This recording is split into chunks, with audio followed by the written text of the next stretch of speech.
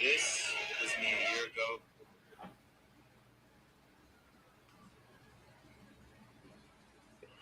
Boom, boom,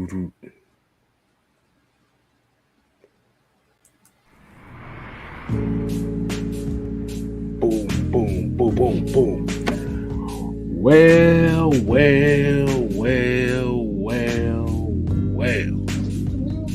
Ladies and gentlemen, boys and girls, children of all ages, the villains bring to you Cooler Talk Mondays. I am your host, Six-Man Kstylzz, aka today's alias is Mr. Powdered Toast Man. To my stage left,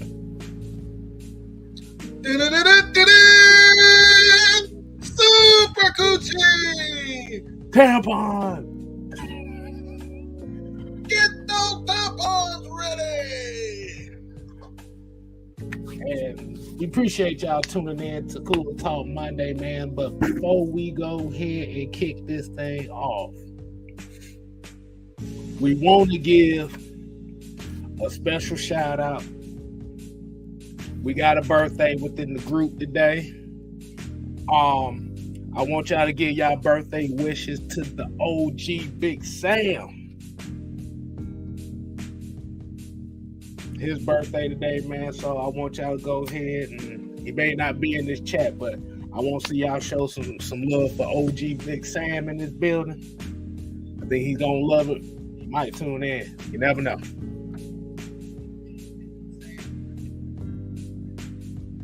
He's so right. Exactly. All right.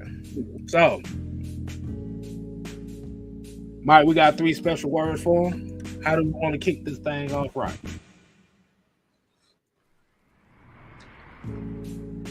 It's me. It's the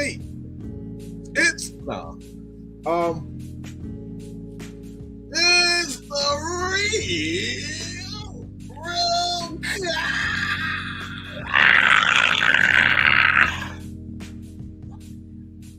And you already know how we do it, man. The first roll calls of the night is gonna go to Andrew G, D. Coleman, Michael Walker. And you already know the members get the first shouts out of the show. They get the first roll calls of the shows.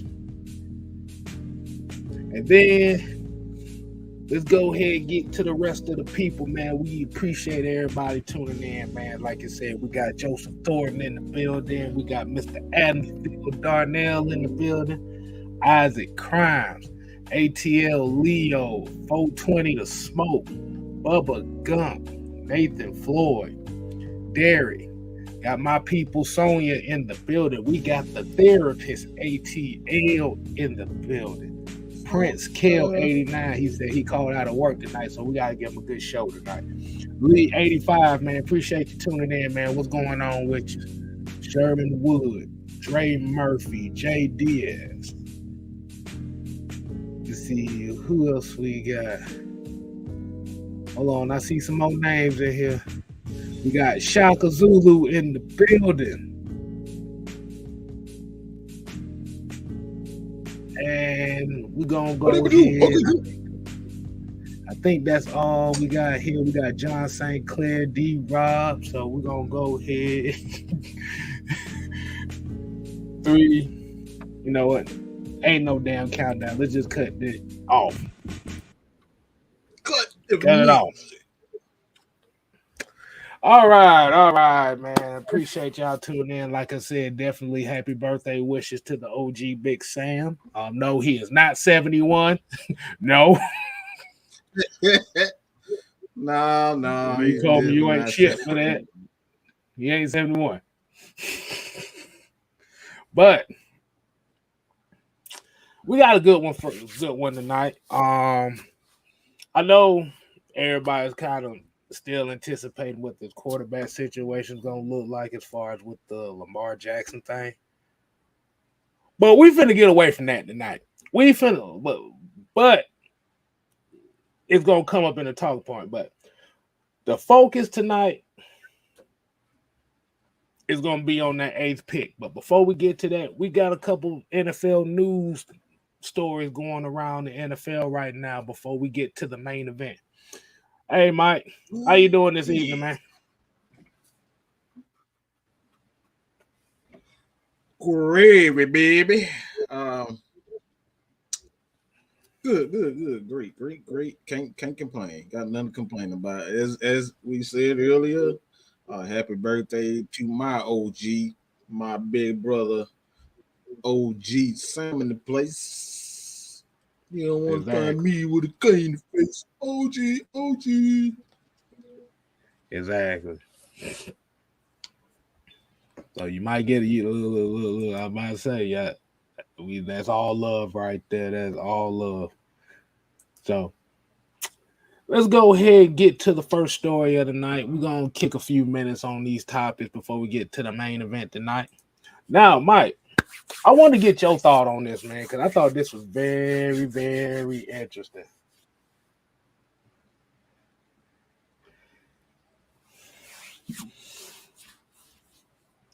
It's possible Derrick Henry may be on the move. Bro.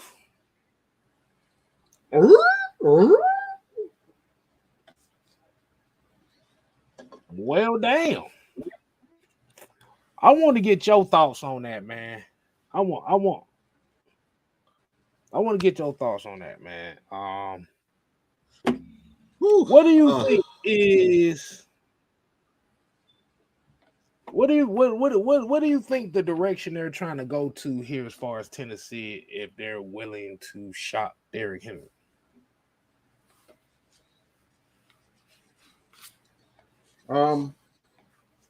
Honestly, I think they're trying to change their culture as far as the offense is concerned. They have a boring offense, and that offense is boring as absolute hell. It's a waste of time. Absolute.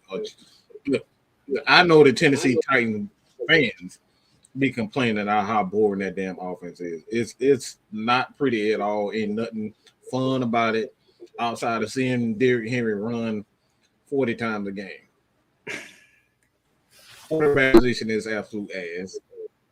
Because Ryan Tannehill think he's Aaron Rodgers, but he more like goddamn, Joe Flacco. But he thinks he's that.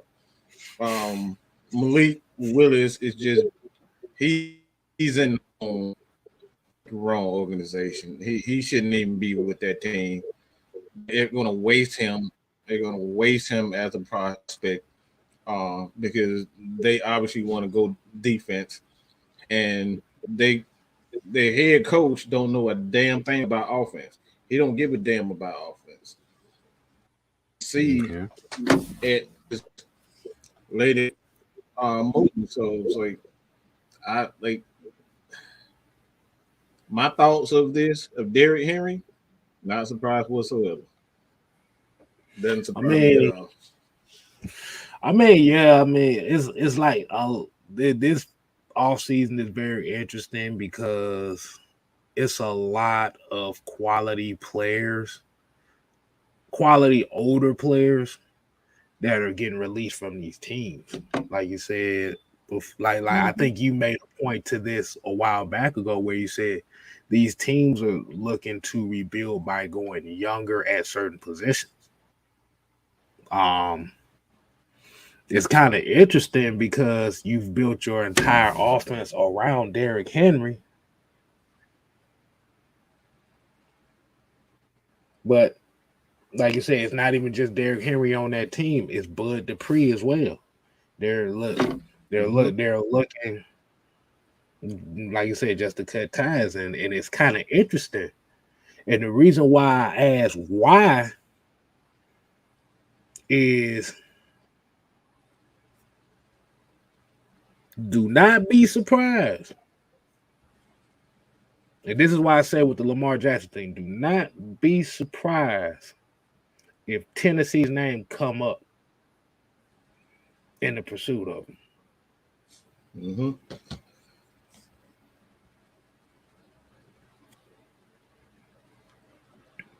Now, the question is, and the question I would have for you, Mike, is would you want to see Derrick Henry in a Falcon uniform?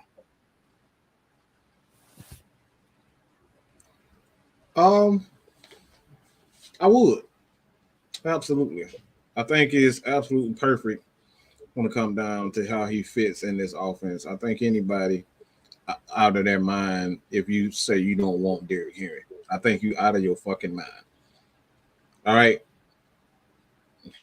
Arthur Smith, he knows how to use a back like this. And you have the thing is why I would want him on this team is because what you already have here. You got a quarterback in Desmond Ridder who's a mobile quarterback. He can move around. Then you have CP, a guy who can hand the rock at least 15 to 20 times a game. And he can have a breakout game where he got 100 yards. Then you got Tyler Algier who can do the very same thing. And then you add a Derrick Henry to it with a Kyle Pitts, a Drake London. That's literally a 5-headed monster right there. That's a 5-headed monster. Let me repeat that. Let me repeat that to you slow motherfuckers, okay? Me. I'm going to repeat that for you slow motherfuckers. This is a 5-headed monster. And Bliss, you can go to hell when we talk about this. It's not a repeat of Steven Jackson because the Falcons made a mistake with Tart Girl and Steven Jackson of assuming they were still the same player. And then they went to him to head the running game. Derrick Henry, if he comes to Atlanta, he's not going to be expected to head the Falcons running game. Let me repeat that. Not the running back position, the running game. He's not going to be here. He's not going to be expected to head the running game. When I mean running game, I'm talking about all aspects of the running game. Quarterback scramble. He's going to be. Actually, I think it's going to benefit him even more if he comes here and then he sits on the bench for third, fourth, maybe first. I'll say maybe second and third down. And then the fourth quarter, you could just put him in and bam. Put him in the quarter. Bro, they would not know how to head this Falcons offense because you can go with Tyler Algier early in the game, CP, and then sprinkle Derrick Henry in that mug. Bro, like I said, I'm thinking about the running game in its totality. And another thing too that what it would do, just picture what this would do for Desmond Ridder, the confidence that he doesn't have to be perfect. He doesn't have to be perfect. All he has to do is manage the game and put the game on the defense. So I think I would absolutely love to see Derrick Henry. With all that said, I'm not paying no goddamn $20 million. It's no $15, $20 million. He can. Nah, I'm good. So if somehow that the Falcons can, bring him in for, I'll give him. I'll actually give up a second round for bring him in. My bad. We got breaking news. Oh hell! We got breaking news. Hold on, it's in here. Woo, it's in here. Geno Smith has just finalized a 3-year, $105 million deal. Geno Smith? Wow. They said he will receive $52 million in the first year of the new contract.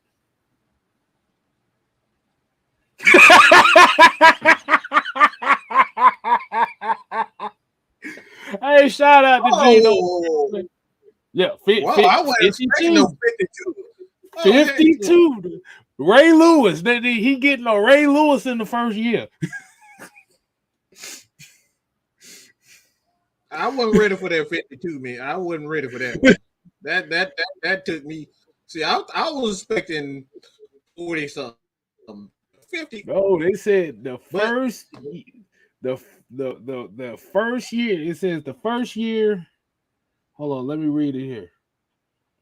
It says Jordan Schultz of the Score reported that Smith had the ability to earn $52 million in the first calendar year. Like you said, the total contract is 3 years, $105 million. They didn't say they didn't really give no guarantees and see how much the guarantees was. They say he just has the potential to earn 52. And I will say congratulations on that too, man, because I know he done had one up and down career, but that's what happens when you make it to the Pro Bowl. When you start 16, 17 games,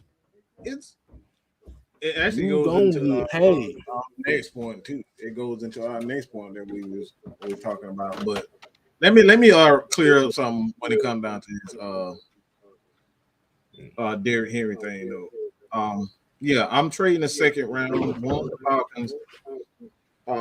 What now with the ability for Calvin Ridley, if they end up extending Calvin Ridley, they could have at least the third, the fourth rounder, a third one dang near for sure if he stays healthy, and they end up giving him extension. It'll be a second if he gets that extension. But I'm giving up a second Henry because, for one, he's Derrick Henry. So let's just let me say that again. He's Derrick Henry.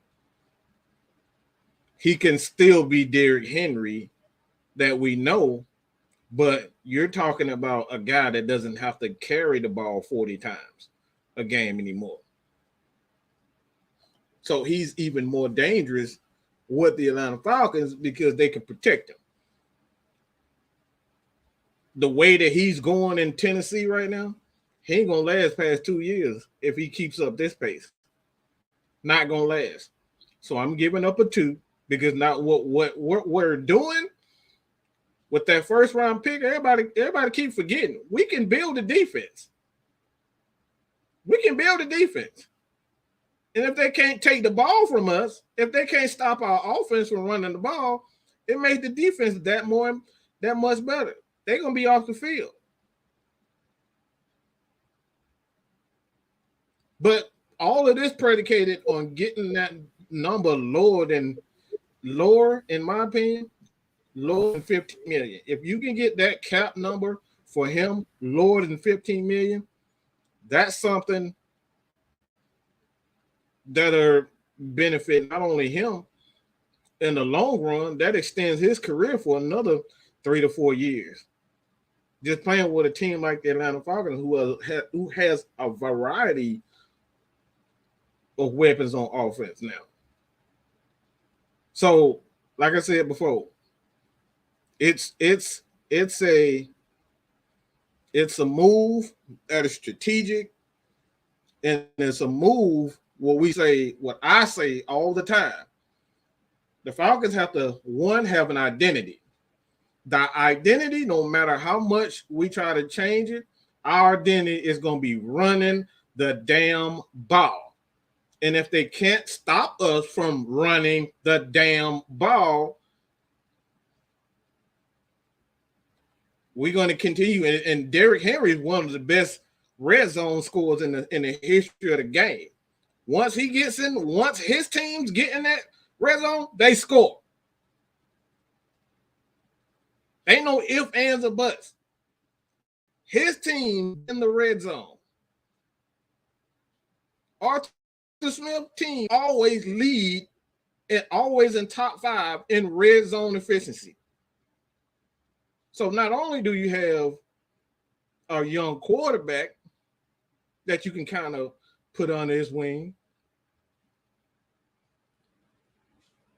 but now you got a whole, like I said, I just named 3 running backs right off that. We ain't talking about a young running back that could quite possibly come in. But a second rounder for Derrick Henry, absolutely.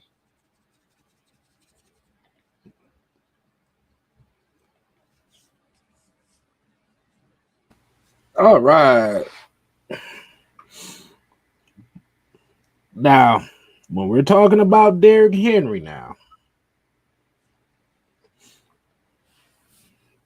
this is what I think on this.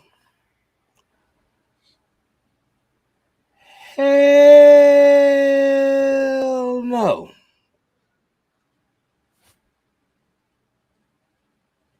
Not because of Steven Jackson. Hold on. Let me say this. I didn't get Ty Gurley. I'm not thinking about that part right there. I understand that he is King Henry. I understand that. I don't think it'll happen. Let me say that real quick. I know you're saying they don't think it's gonna happen. I'm just saying for me personally, hell no. I'm not doing it for that money. Mm-mm. Let's see, because we have to remember with Derrick Henry too is his running style effective in a shared load type of backfield? Because he's one of those running backs that he needs to tote the ball at least 30 times. That's how he is effective. Now, we could say the 1,500 yards, he got the 2,000 yard season, and he just had 15 last year. Like I said, it's understandable. Like I said, that's damn good. But is he really effective in a shared backfield role? We don't know, because like you said, he is a battering ram. And like I said, this is for a lot of people that say it like this, is like, or like I said, if you like Tyler Algier ain't gonna run the ball like that if you got a Derrick Henry. Because Derrick Henry needs 25, he needs 30. That's his style.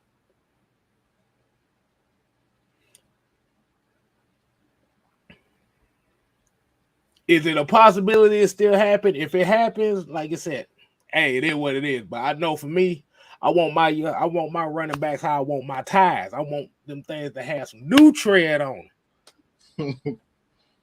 Because we looking at almost, let me see, 1, 2, 3, 4. Let me see. He started breaking out in 2018, so about 2 years. This dude got about 15 to 1,600 carries on his body in the last 5 years.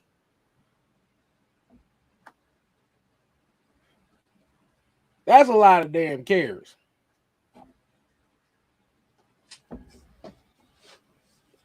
So when I'm looking at the Derrick Henry thing, I'm looking at it for more so is, can his style work in a shared backfield? Like I said, when you have a battering ram, the battering ram has to run the football, and he's most effective in the second half. Like I said, it's rare that you see Derrick Henry run for less than 20 to 25 attempts a game. It's rare. And usually in those games where he runs for less, he's not as effective.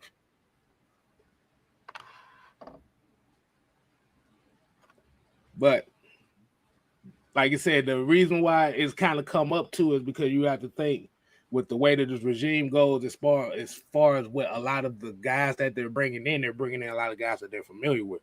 So could it be a possibility? It could be. Like I said, if you able to get a third or whatever, give up a third round pick. I say it like that: if you able to get a third round pick out of it, and maybe take on the rest of that money, it's a possibility. But if you bring him here, do not expect the same King Henry. Well, it's not going to be the same King, and that's what I'm putting more emphasis on. I'm putting more emphasis on him being the guy in the red zone and in the fourth quarter who's going to be able to be that battering ram. Because, like I said, right, you do it early, making sure you get Tyler Algier involved early, because he's one for one.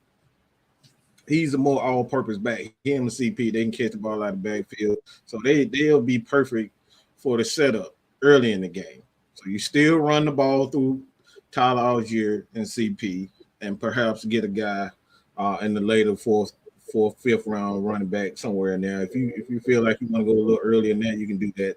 But you bring King Harry in, like I said, you beat him. Let him be him in the fourth quarter. You don't want to put no miles on him.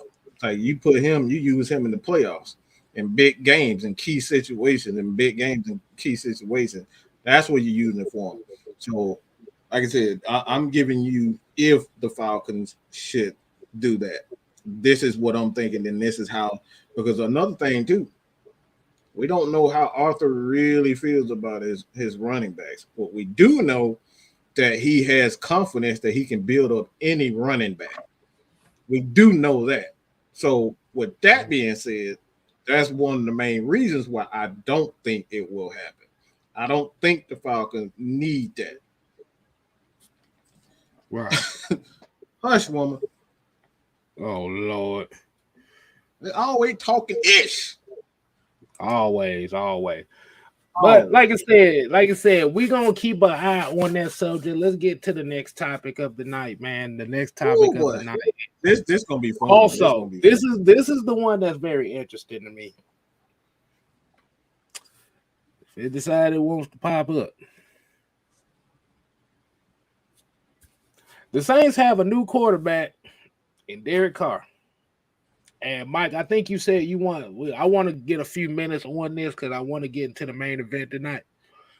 But you said you want to particularly talk about this for a few minutes as far as what this Derek Carr signing and what the numbers looking like, man. Floor is yours. Well, you kind of added to my point with the announcing of Geno Smith. Because for quite some time, I told you guys, these owners are not going to be paying these quarterbacks $52 million every damn year. They do not want that at all. So if the price of the quarterback is going to continuously go up, the market value of the quarterback is going to go up, they got to give a little something. And there's going to be a lot of incentives.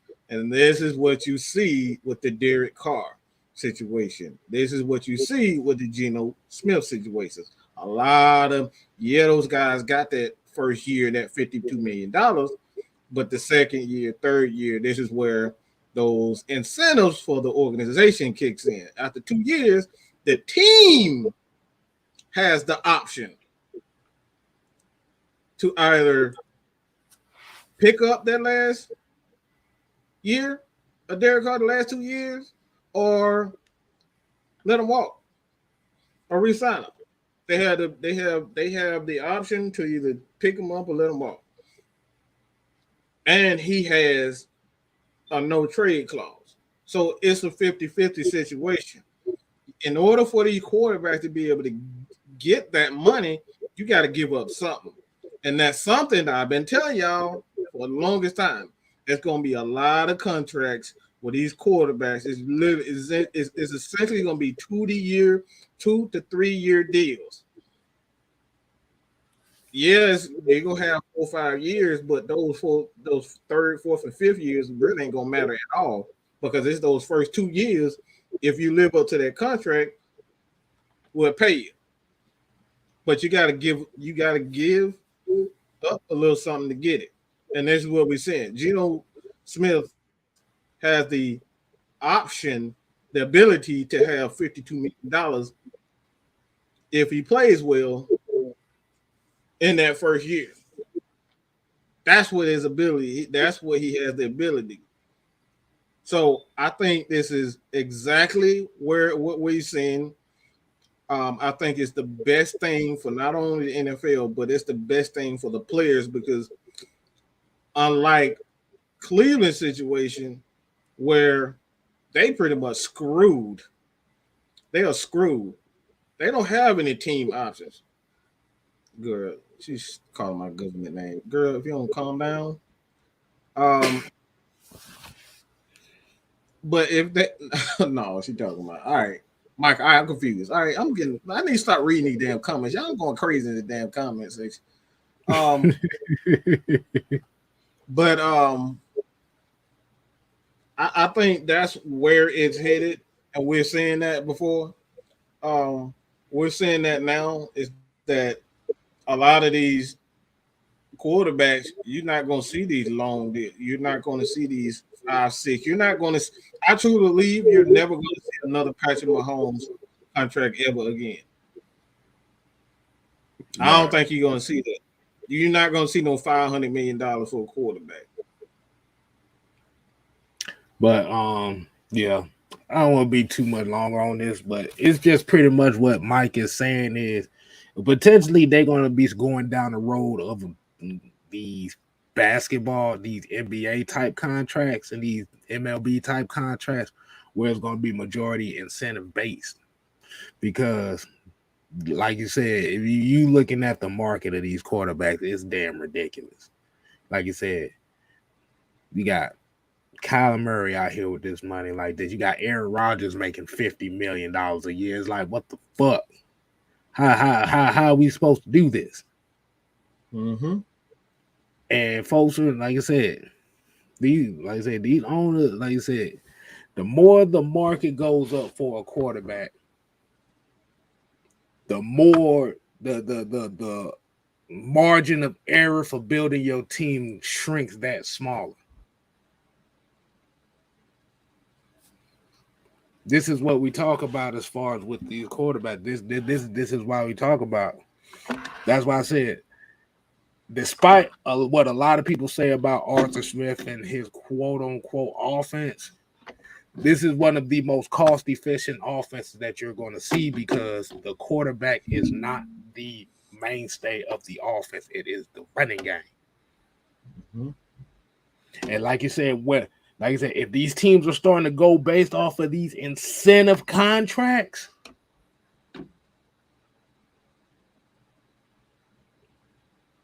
you might not see another two. You might not see a $250 million quarterback down here in Atlanta.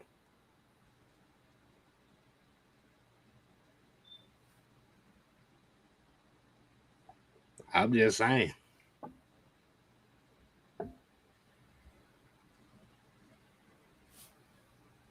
Yeah. I don't like I said, you gotta give up something. You gotta give up something if you're gonna get that type of money. It's like for one, not everybody gonna have the ability to give up. Like one of the reasons why Carr has a no trade clause because he played as he's a veteran. They don't give that type of power to younger players with a no trade clause. You got to work for that. So you got to be in the league for a good minute to be able to no trade clause. Right. So it's like I said, you got to give up. You got to give up something.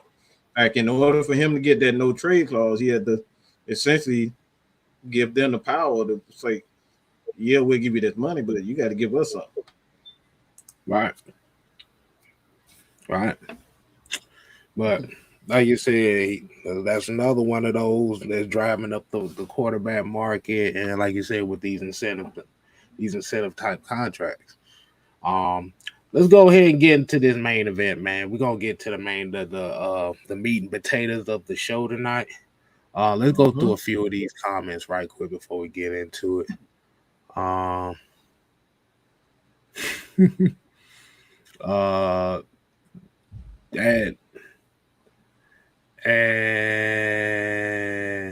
like you said, here, this is the Michael that Maggie was talking about. Pretty much what he's saying here is NFL players trying to force fully 100% contracts, and it's just not gonna happen for everybody. Shout, hey, yeah.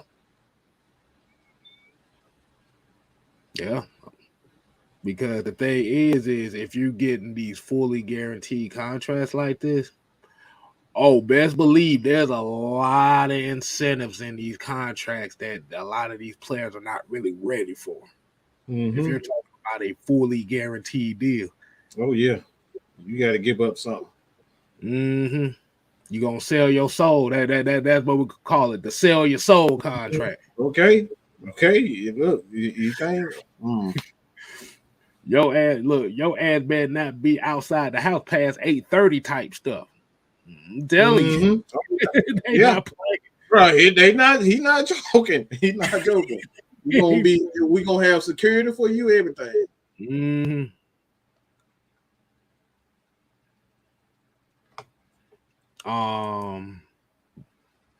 Let's see. We got one right here. D. Jerome said, "I hate that Ritter is being slept on like this." Actually, it works in his favor.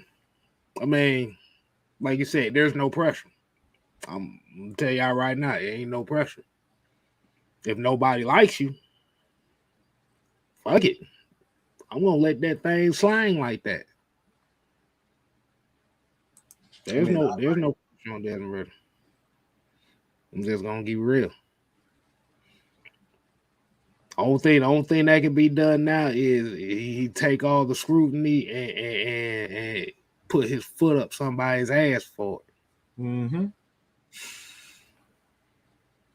So, but Desmond Ritter will be all right.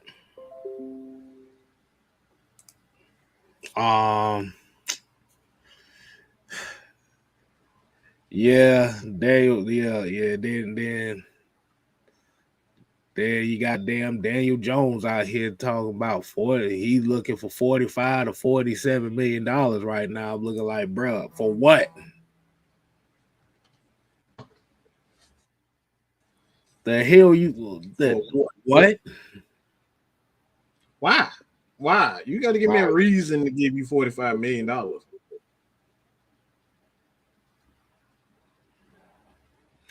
Next, see, now I'd have had a brain fart right there. So that's just telling me we need to get to the next topic, man. I just had a brain fart just from looking at that.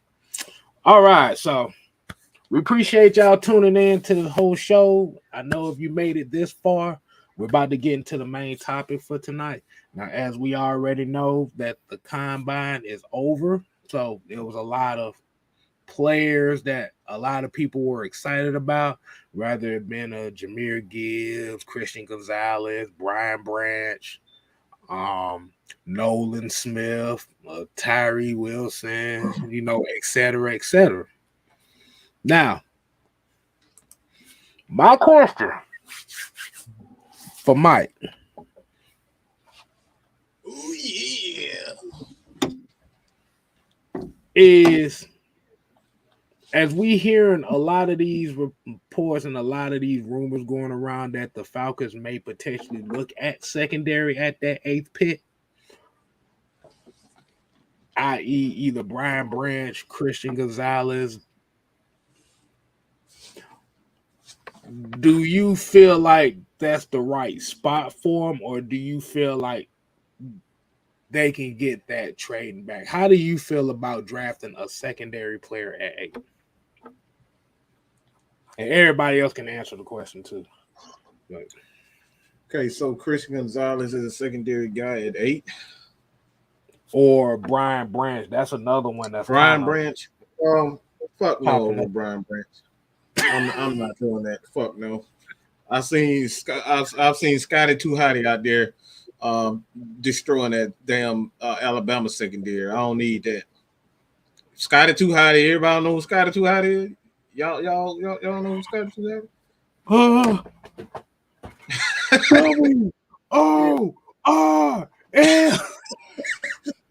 Yeah, I'm talking about Stetson. Stetson about the same size as Scotty Too Hotty. Okay, so I'm seeing him pretty much destroy the Alabama secondary. So if he's doing that against them, I'm good on Brian Branch.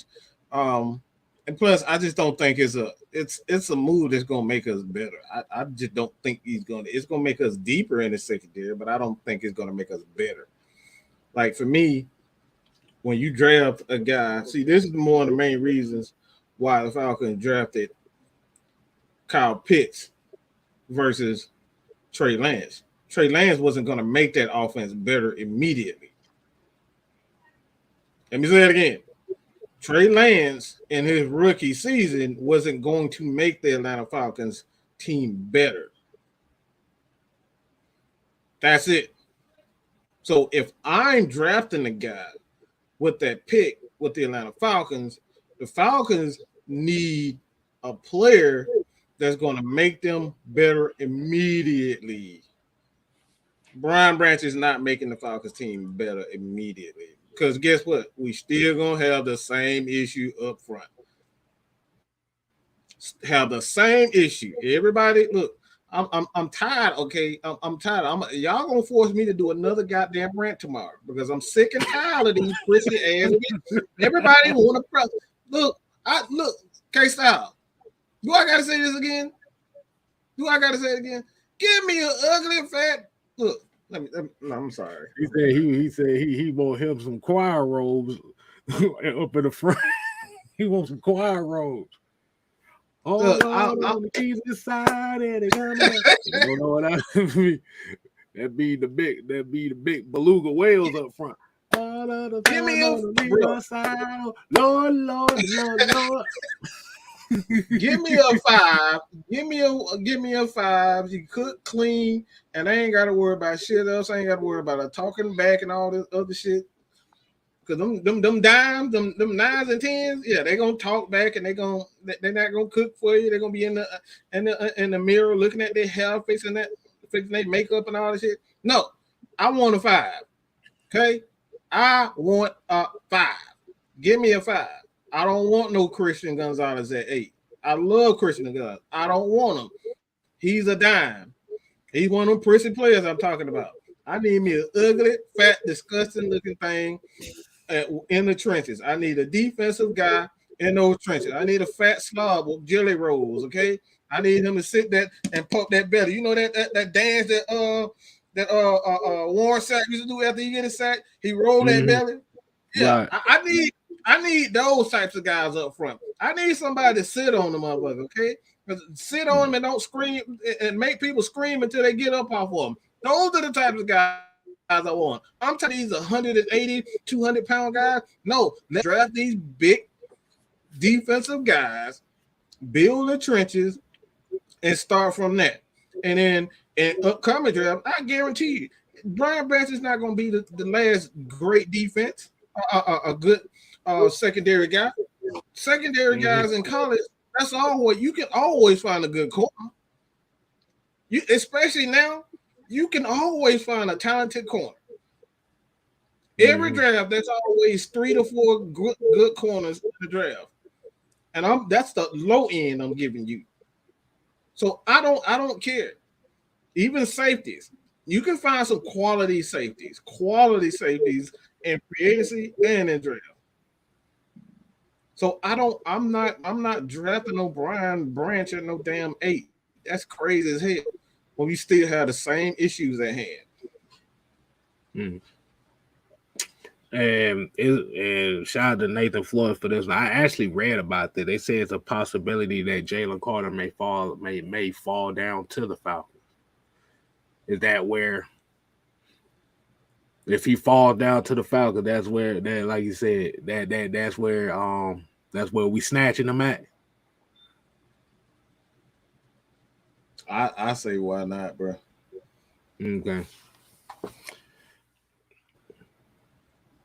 I mean, like I said, why not? Like you said, hey, I'll take it. As far as that, like I said, the only way that I could see the Falcons really getting a secondary player like that is if that's one of those cases if they trade it back. See, the thing is, it's all going to depend on what these first 7 picks is going to be. Because everybody's expecting all these picks to be quarterbacks, which can possibly happen.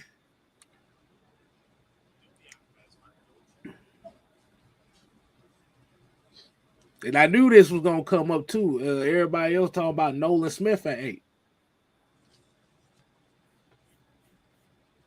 Nah, Nolan Smith ain't going to be at 8. You could trade back and get Nolan Smith. Now, I know he had a great combine. I know he got the combine numbers and stuff like that. But even with that, like I said, once again, we don't damn know. Motherfucking the Chicago Bears may surprise everybody and take Nolan Smith first overall. We don't damn know. They may screw around. Like I said, my bold prediction, I say with Chicago Bears, they gonna draft Peter Skoronski with the first overall pick. Yep. If they might go offensive line. That's probably the reason why they're really willing to trade back, because they're gonna go offensive line. That's why I feel like Chicago gonna go.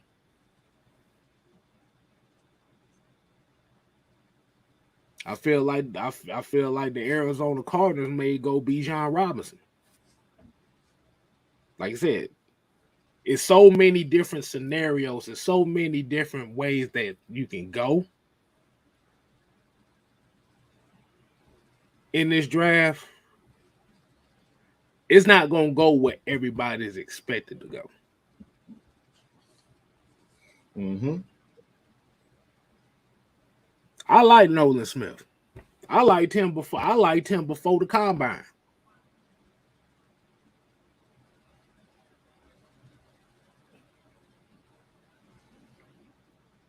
But like you said, is he really worth the 8th overall pick? Do you feel like you have to get him at 8? Or could you trade back and get him?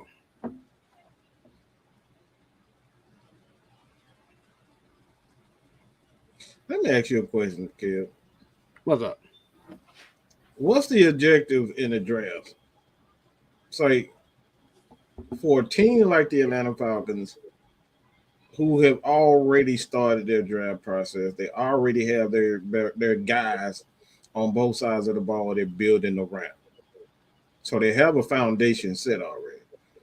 Mm. What's the objective? Because not everybody is in the same process when it comes down to the draft is concerned. That's the biggest thing that a lot of people, they just see, all right, this is a good player and he ran a 4.2 and we can put him on our team. But what's the objective for the Atlanta Falcons at this point in time in their development under Arthur Smith? What is their objective with the draft? I mean, you necessarily do have to build a foundation. You have to kind of build a core of guys that you can build around for the next 3-4 years. But what it has to do is they all have to complement each other. Now, when we're speaking on, and I'm just going to use, for example, like with a Nolan Smith, for example. This is just one of those things where do you have the front necessary pieces that can help him flourish early? Or do you have to have a pack, or you have to do a package as far as package draft where you get Nolan Smith, but then you have to build and get you another defensive tackle. Like you said, everybody talks about best player available, get the best player available. And a lot of people got it misconstrued it because best player available doesn't always necessarily mean the best player on the board, on the overall board. It's the best player available on the Falcons board. And a lot of times, if the guy is like with the Falcons, they might have like 3, 4, 5 guys that they looking, okay, at the A spot. I'm looking at these 3, 4 guys right here that I feel like that may fall. If none of these guys fall to this spot, then now you gotta go down the list 6, 7, 8, 9, 10. And you look at 6 through 10 and you like,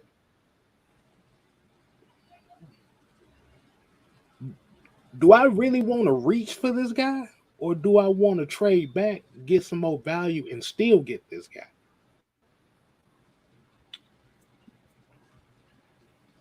This is how a lot of the championship foundation team build their foundations. It's not necessarily about getting the sexiest pick. You have to get the pick that fits. And a lot of times the picks that may fit may not be that sexy name, like a Bijan Robinson or Christian Gonzalez, or like I said, Jahmyr Gibbs, Devon Witherspoon, Nolan Smith. It may be somebody, it may be some big nasty ugly, like what's his name?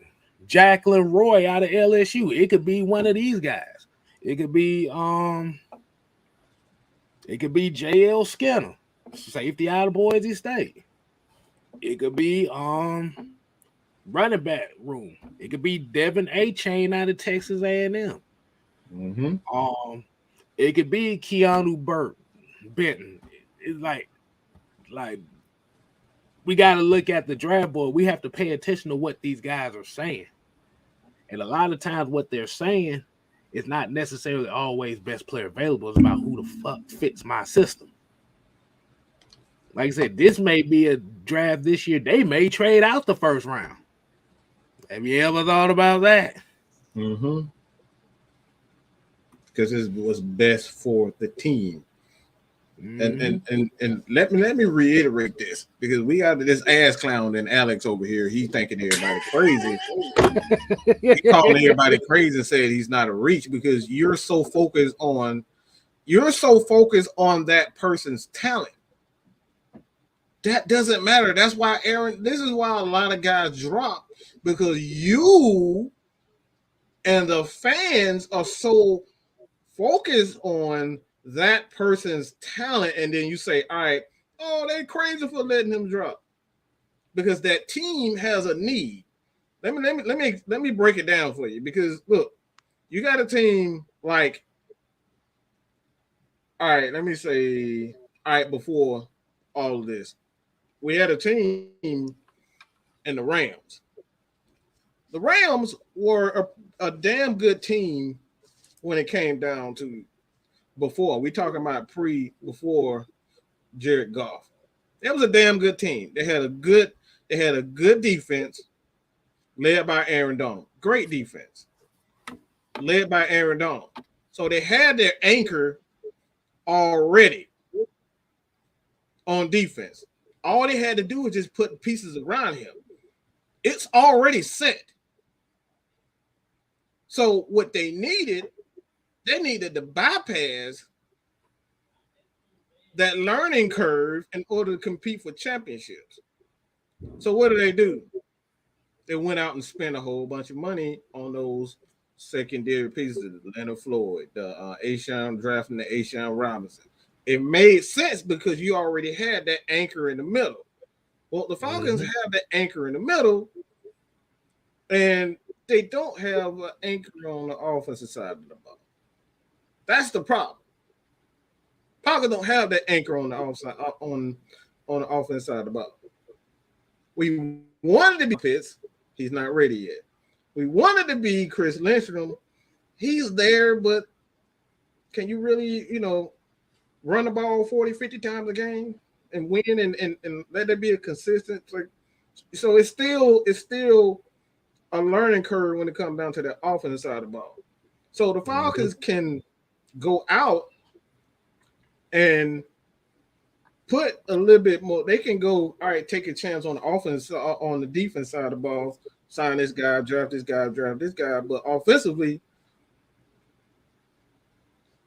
we still got to make the right moves, because if you go in and miss on the guy, let's say Nolan, you draft Nolan, you miss offensively. Let me just say an offensive guy. Let's say we end up drafting a guy like what's a good wide receiver in the draft? I'll just say Zay Flowers. Zay Flowers. Yeah, let's say Flowers. We draft him. He tears his ACL. Where we at? Because we had to spend all our draft capital on the defense side of the ball. But we drafted him with the number 8 pick. Mm-hmm. He tears his ACL.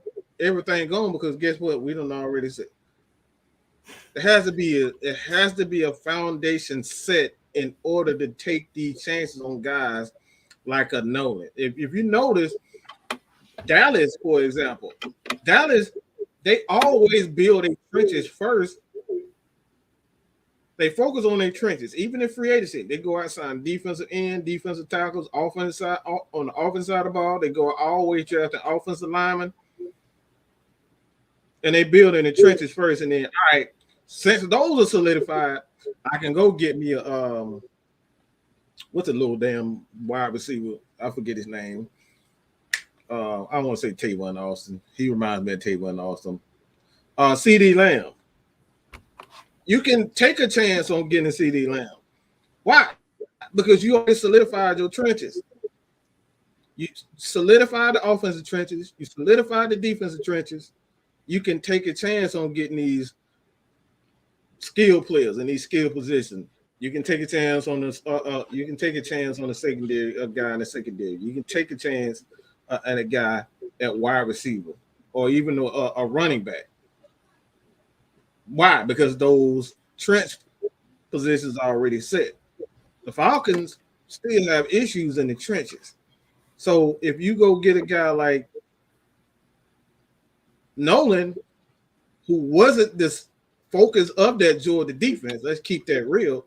The focus of that Georgia defense is not the edge. If anybody watched any Georgia game, they put a heavy emphasis on the trenches, those defensive tackles that can stop the run and rush the passer. Everything else works out. It works inside, outside on Georgia. So you can take those chances. It's the same thing with Georgia Tech. Georgia Tech, they put an emphasis on running the ball, offensive line. They getting better. They getting better, but they put an emphasis on defense. Well, they get the with Brett Keys. With Brett Keys, they look a lot better as him as coach. I give credit on that. They play a lot harder. I tell you that much. They're not built. The Falcons aren't built yet in their trenches to take a chance on Nolan. Nolan is one of those guys. Let me make this clear. An edge guy is a skilled position. That's a skill position. All the wide receivers is a skill position.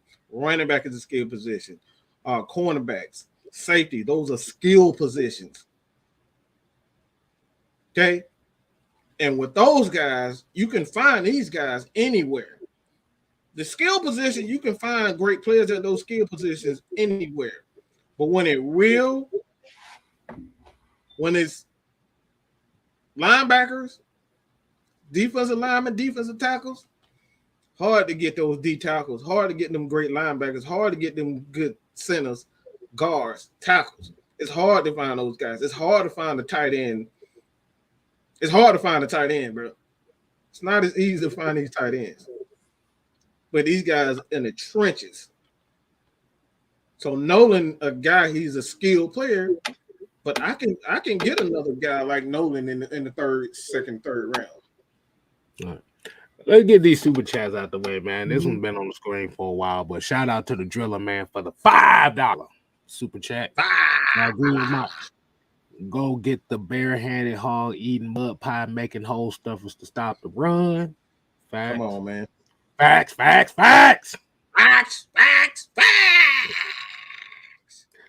And we got the wolf in the building. Oh, my brother. What's up? Shout out to the wolf, man. A1. He said Game of Thrones. Yeah. So, my question would be on Nolan Smith. And we already know how a lot of these combines go and they looking at this pro day stuff. And you see a Nolan Smith who busting up all these numbers in the combine and pro day.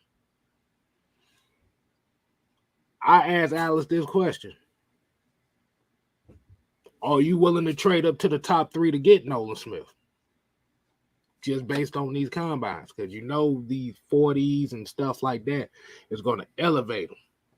So my question to Alice is, are you willing to trade up into the top 3 to get Nolan Smith? Cause you said you'll bet your house. Don't look.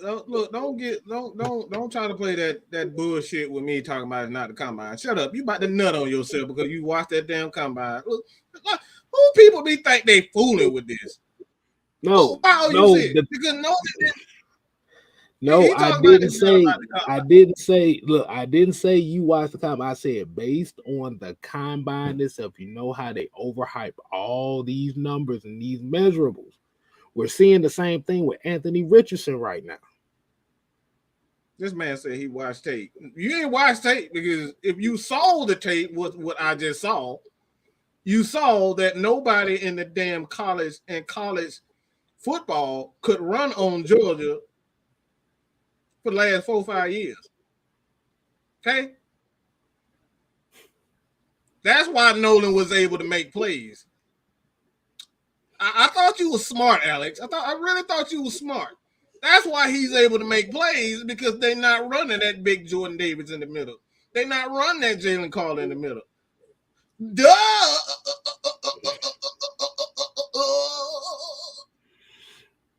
I mean, you can see in clips, but we literally sit here and watch games all day. You can watch, I know. But if you watch it for what you want to look at and not watching it the right way, a lot of people don't know how to watch film the right way.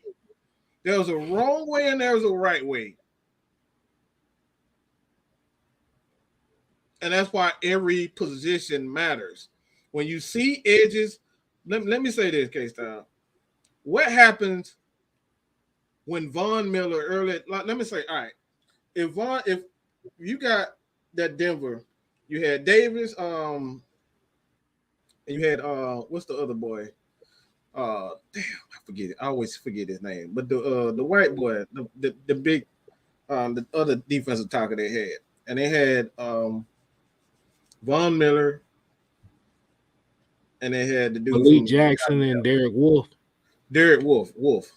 I was about to say Darren Wolfe. I don't know why I'm thinking Derek Smith. But when they stopped the run early, that's allowed Ware and Von Miller to tee off on the quarterback because what they doing? They stopping the run early. They in 2nd and 10. They in 2nd and long, 3rd and long, early in the game. And now Von Miller don't have to because Von Miller is very susceptible and is not as good in the run. We saw that in this playoff, the last couple of playoff games. You allow him to just do one thing, the rest of the passer, that's when you see Von Miller does great. He does great when he just have to focus on one thing. But if you watch any Georgia game, Georgia always start the game out by stopping the run. Teams cannot, and this is Alabama, this is Florida, this is Tennessee. Nobody can run the ball on Georgia, which allowed Nolan to do what he does best, and that's be an athlete, be a great athlete on the outside. But if you don't have that on your team, then Nolan can't do what he's born to do, is be an athlete. So it makes absolutely no sense to draft a guy and you still giving up 120 yards a game rushing. We literally just had that same shit with how many years have we been doing that? Neglecting defensive tackles and getting all these edge guys signing tags on Vic Beasley and Derek Shelby and all these little guys.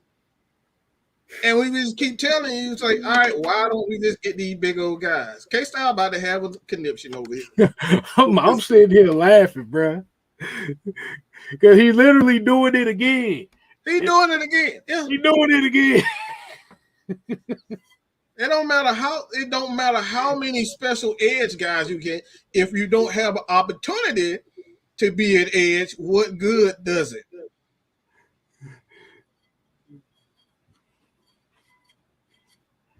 This man said, watch the tape. Doing it again, bro. So let me ask you a question again. Would you trade up the number 1 and get Nolan Smith? That's the question right there. Yeah. That's the question. Would you trade up to get Nolan Smith? Trade up the number 1. Because all that stuff you talking about, bend, power, and stuff, and counters.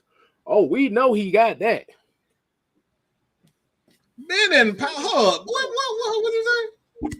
No, basically, he's talking about, see, he knows how to bend the corner, and like you say, he got good hand counters. He's decent against the run, and he's decent in coverage and stuff. Like I said, I know all that. Trust me, I've been watching Nolan Smith for about 3 years now. Yeah. And I'm not even a Georgia fan. I've told Mike this before I even started doing this. I said Nolan Smith is my favorite guy on that defense, pass rusher wise. Yeah. Something that we've said for a while.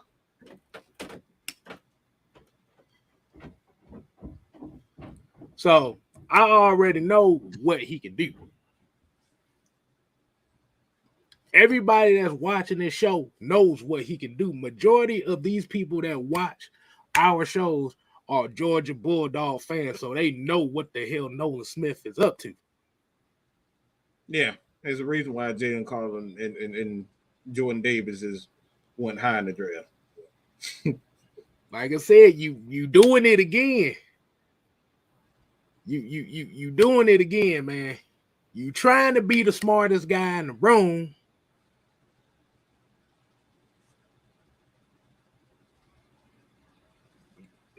It ain't gonna work.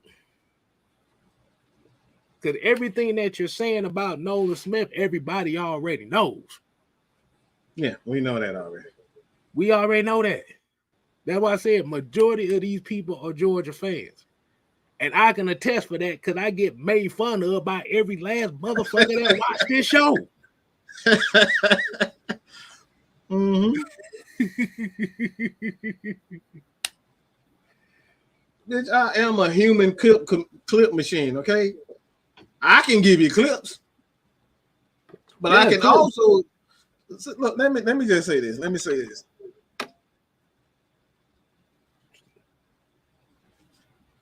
Mad Mike is not the smartest guy in the room, okay? Mike is not the smartest guy. Mad Mike was trained by guys like Lieutenant Dan who worked under Vox Lombardi. So I was trained. Not only that, Chuck Smith, watching Chuck Smith and how he teaches how he teaches. We actually sat in the back and he gave us a few tips on how to look at guys. So what I'm getting, I humbled myself to actually listen to somebody who actually teaches it. Let me repeat that again. I listened to a person who actually teaches pass rush and the importance of having a defensive line that has multiple skill sets. You're focused on pass rush moves. Let me say this slow. But what happens if you don't have the opportunity to rush the passer?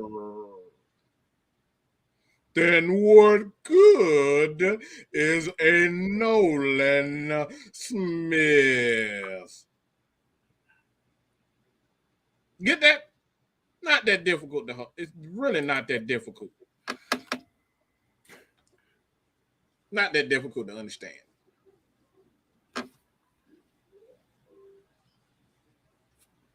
Hold on. So, like I asked the question, are you willing to trade up to the number one overall pick and get Nolan Smith? That little coochie be bleeding right now. That's ignore him. That coochie bleeding right about now. Right. So, like I said, at the end of the day, bro, they not picking Nolan Smith at no 8. Like I said. Boy, you on that Chris. Let's be real. On that scissor, sipping on some scissor. And then, like you said, if it comes down to a case, if he gets been picked before the Falcons, then all your ass is gonna be talking about is why? But that coochie bleeds, but God almighty. Like you said, at the end of the day, man, regardless on who gets drafted, whatever pass rusher, like you said, You got plenty of them. This is why, like you said, this is why I said this is a very important draft because you have plenty of them. You can go through rounds 1 through 3. There's pass rushes all over the damn board. Well, that's pretty much every year, but you got a lot of good ones coming out this year. You got a lot of good ones coming out in literally almost every position. I feel sorry for Andrew Voorhees, who got hurt during one of the damn drills. That was one of my favorite guys in the draft this year. He got hurt. So he may drop from second, third round down to the 5th or 6th round just on that injury alone. It's okay to listen, people. Just like it doesn't mean that you're ignorant if you actually listen to people. Like I said, the point of all this is learn how to shut up and actually listen. See, his problem is he wants to be the only one right in the room. That's his issue. It's the same because when it comes to a certain point, it's the same thing over again. We've had this conversation about Michael Walker. We had this conversation about this guy. We had this conversation about this guy. And the problem is you're trying to make yourself out to say, I'm smarter than y'all. Yeah. I'm not the smartest. Believe me. I don't.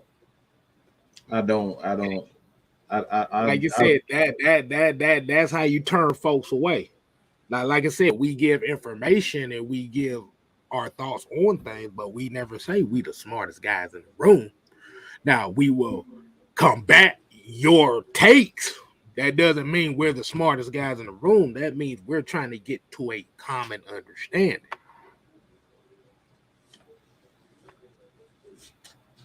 Let me say this one last time. It's on tape, but you still talking about tape and not football. Again, if you don't have time to actually rush the passer, then what good is knowing? Good is Will Anderson.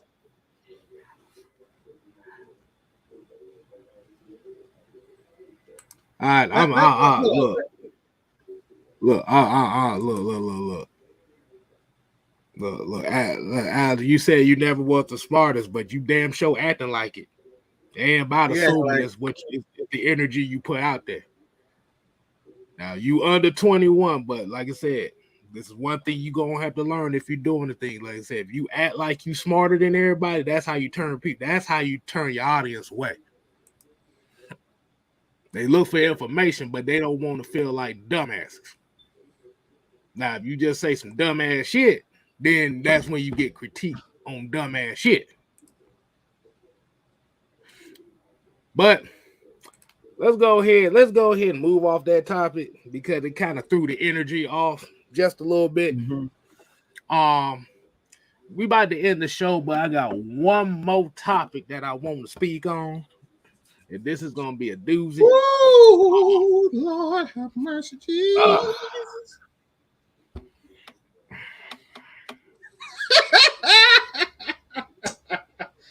Yeah, okay, stop.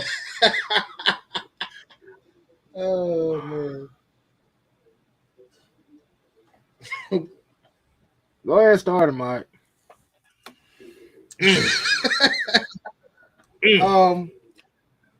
Ja Morant is expected to be out indefinitely, take a leave of absence to focus on himself and his situation.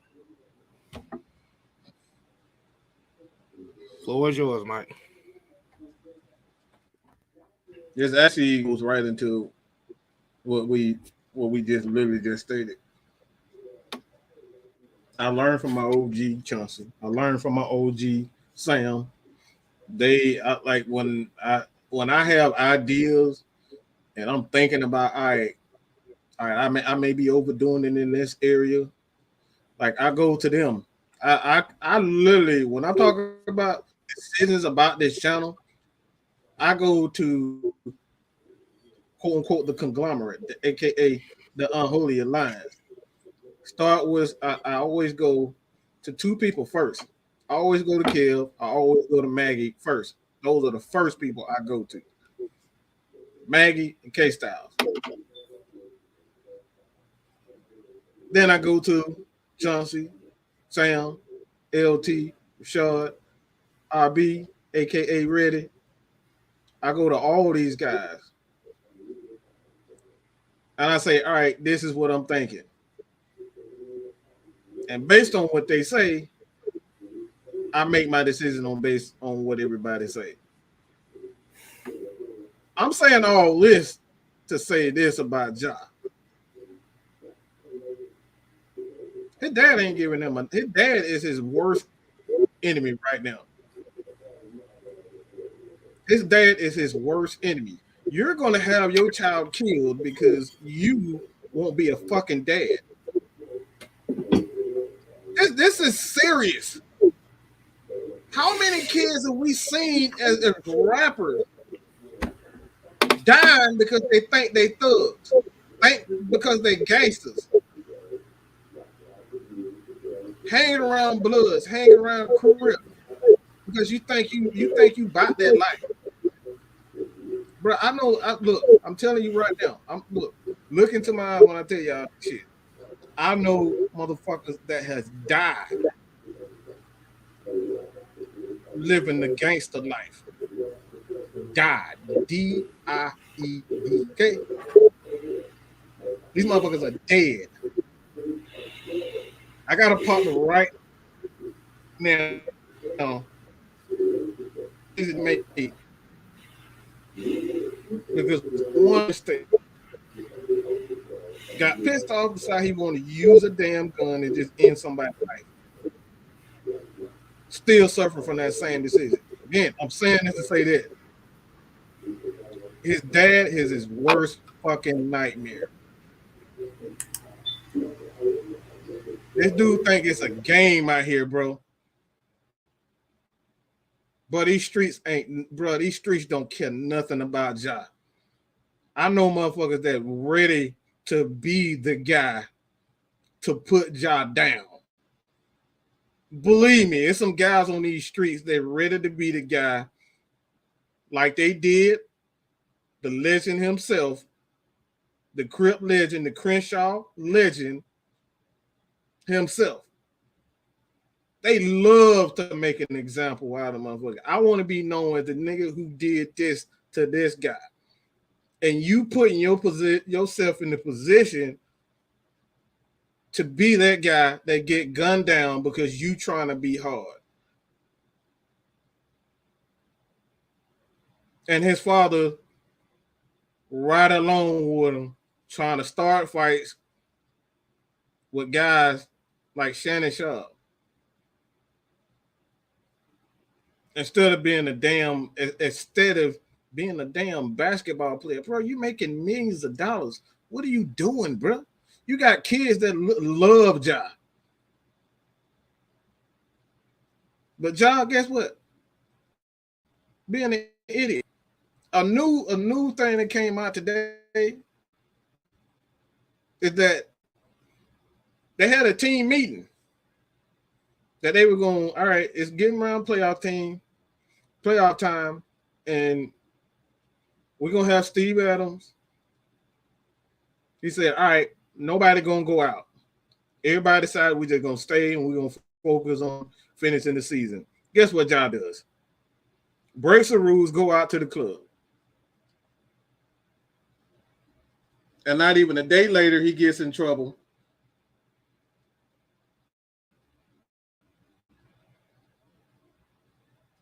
Somebody need to save that kid before it's too late, bro. Telling y'all, I've seen it way too many times. Shit do not end well going down this path. I'm telling you, bro, I done seen it. I done lived it. I done seen this shit happen time and time again.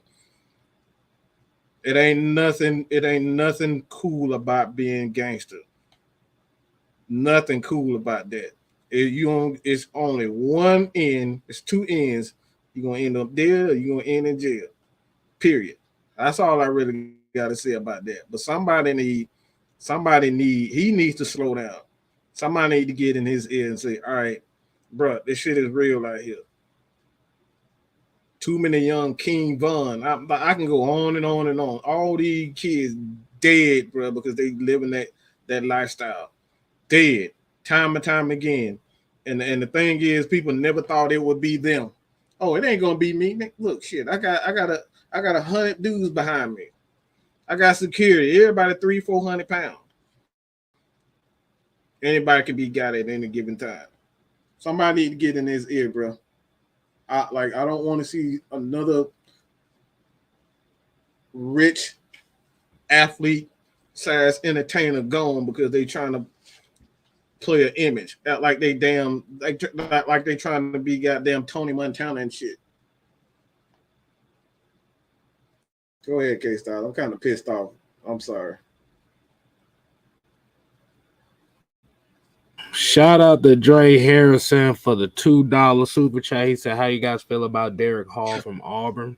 I have to look more into him, but you definitely going to have to look into Jew Talk Sports. As you know, he's an Auburn fan. He has more knowledge on. I think he actually did a video on Derek Hall, if I'm not mistaken. So I think he did. So definitely go check out you 1/3 of the heavy hitters. You can get a better perspective from him than you will from us. Like I ain't get a chance to really look at him like that yet.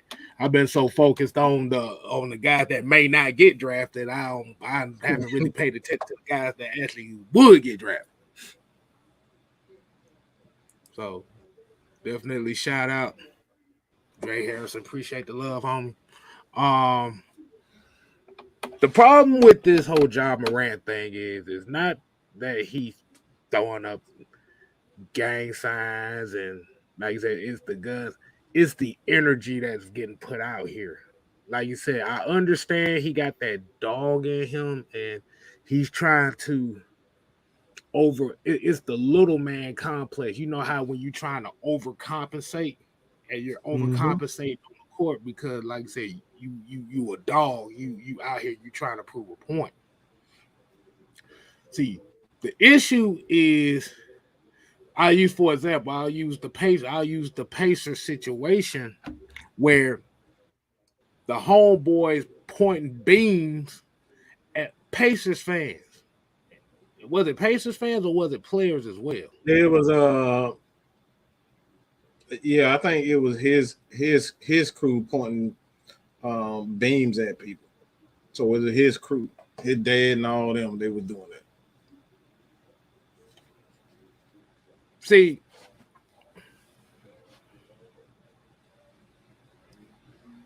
the problem is when you are an athlete, there's certain regulations that come into what the representation of what you have to be. Like you said, this is one of the main reasons why Shannon Sharpe is actually getting a lot of flack because of this. Because you got some people out here actually blaming Shannon Sharpe for Ja Morant acting like this. See, the issue is with Ja.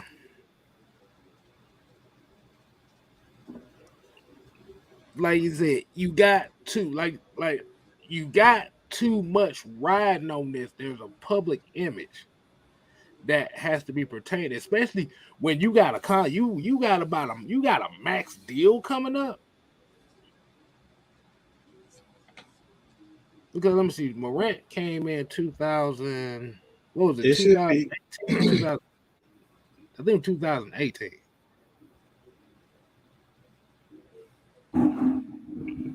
So it should be coming.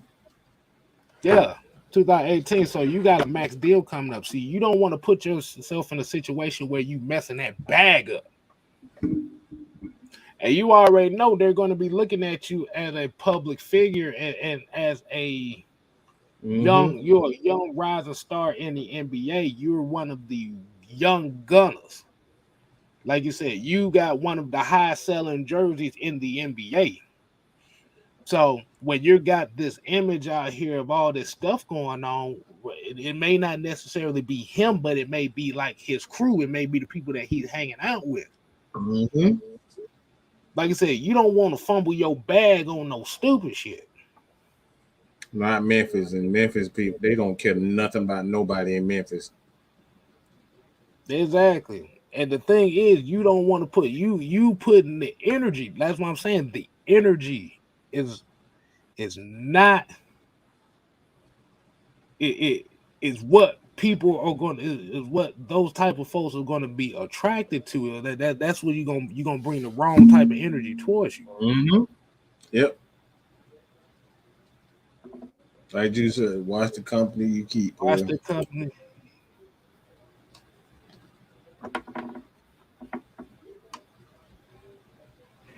And Alex talking about y'all talking about him too much. No, we've seen young guys get killed because of stuff like this.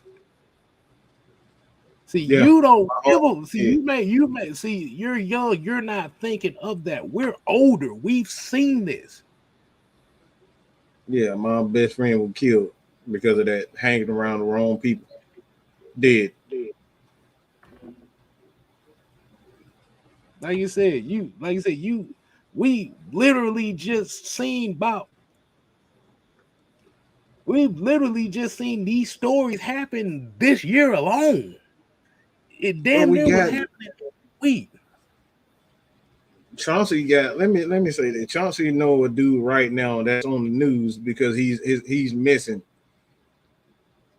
Yeah. Chauncey knows a guy right now that's on the news here in Atlanta. Because he in a certain lifestyle. Right. And like I said, like in Alex, you're doing it again. See, again, yep, you're doing it again. Like I said, for what we said you did the last, you're doing it again right now. You know what? Nah, Alex, I need you to get on right now, man, because you're doing this thing too much. We need to settle this thing right here once and for all. Because, hold on, nah. Look.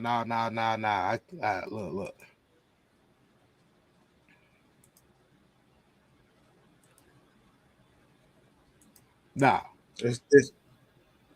Nah. We can't have this. Come on. It's gonna be right there for you.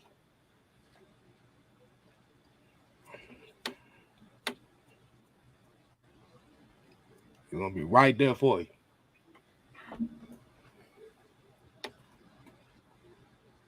They don't understand, bro. I had nightmares because of seeing this shit. Lived it, okay? Lived it, bro. Trust me, you don't want these types of problems. And you said, "Oh man, y'all just talking about him. You just so wrong, y'all talk." Man, shut up. Just got hair on your balls, and you up here talking about we wrong, bro. We don't see so many people gone. So basically, what he did was he told guys that have seen it that they're wrong because they're talking about it. And that is one of the major issues. What's wrong with our people in itself? We don't hold each other accountable for certain shit. And now what happens is when you don't hold accountability, stuff just gonna continue and it's gonna get worse. And you are a prime example of that. Yeah. Yeah, you just have to bust you out on this. Like I said, that's like telling your that's like you telling your granddaddy that racism never existed. The fuck? Nah, don't put anonymous, bro. No, you put your name on there. I don't want to hear that bullshit. Put your name on there. You put your name on there, bro.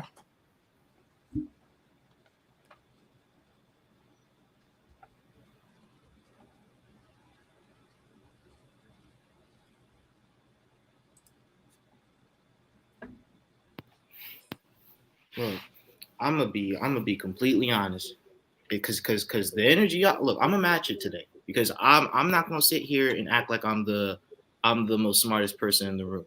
What I'm saying is that I've spent literal months backing up all of my tape, going through all of everything that I have, making sure that everything's valid, talking with sources that I trust about all of the prospects that I've now evaluated. But we'll put that to the side. Since we're talking about John Morant, where was this energy when Miles Bridges was rapping before he got arrested? Where was all of this? Where? LaMelo, wasn't he rapping? Where was all of this? Because now all of a sudden, once Ja has a gun on an IG live, now we're trying to do all of this. Let's keep it real. Let's keep it real. Yes, Ja's already acting, a certain way while he's in the league, and that's fair. Not a lot of people like it. I get it. He's also surrounded with a teammate with Dylan Brooks, who does the most. I get it.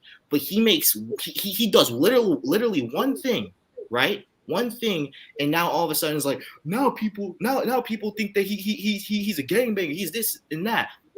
Off of that one post alone, is it bad? Yes, I agree. But don't sit here and try to call him a gangbanger just off of that. If we're gonna talk about the case or whatever that he has going on, that's fair. But off of the picture alone, please let's stop with that, because I already know what the second argument is going to be. Well, since he's posting a gun, he must be about that life. Now we're going to go ahead and press him to see if he's about that. That's not how the world works. Because if that was the case, Miles Bridges would have been in jail before all of that domestic violence came out. But y'all weren't hyping that stuff up. Let's keep it real. Let's be real about this. I get it. Y'all got experiences with people that actually did that, and some happened, and I am truly sorry for that. But Ja's different, bro. Like, Ja got millions of dollars. Ja's already surrounded by his staff. Is he doing stupid stuff? Yes, but he's not about that life, and I'm pretty sure everyone knows it. The only people that don't know are the people that are making these stories in the first place. Like, I'm gonna just keep it real with y'all. Like, this is messed up, because I know people that have already been dragged into that type of stuff when I know for a fact that they're not about it. So, like, let's chill on that. So let me ask you a question. If we know he ain't about that life, why is he being around people that's trying that does not coincide with his goals? Then this is why I'm talking about accountability. See, where we're coming from. We're talking about the energy, not just from him, but the people around him. So I don't know where you coming with this right now. But like you said, he needs to be held accountable for choosing the type of friends. We're talking about just him right now because he is what they like to call a mega star. And I don't want to see him getting put in a fucked up position because of some people he hang out with. This is what we're talking about. I don't know where the hell you coming up with this other stuff from. Like I said, the Miles Bridges thing, that motherfucker was fucked up. But the subject of the matter right now is we're talking about John Morant. Look, yeah, I agree. Let me say this. Hold on. Yeah, let me say this. My first words were exactly this. His dad should be ashamed of himself for not being an example. Did I not say that? You did. I think I did. When I tell you, I gave a warning to my best friend, okay? That was headed down the same road. A warning, bro. I'm a Summer Hill, Perry Home, East Lake Meadows, Kirkwood, Scottsdale dude. I've been in pretty much every rough neighborhood. The first day I moved in the neighborhood, dude got shot in the head point blank. This is where I'm staying. And I'm telling my best friend, bro, please do not hang around these guys. Guess what happened to him? Hung around those guys, the same dude that I warned him about ended up shooting him in the back of the head. Why? Because he did not heed our warnings. So this ain't about Ja. This is about Ja and his decision making. You ever heard your mother say this? I don't want you hanging around those people because I don't like them.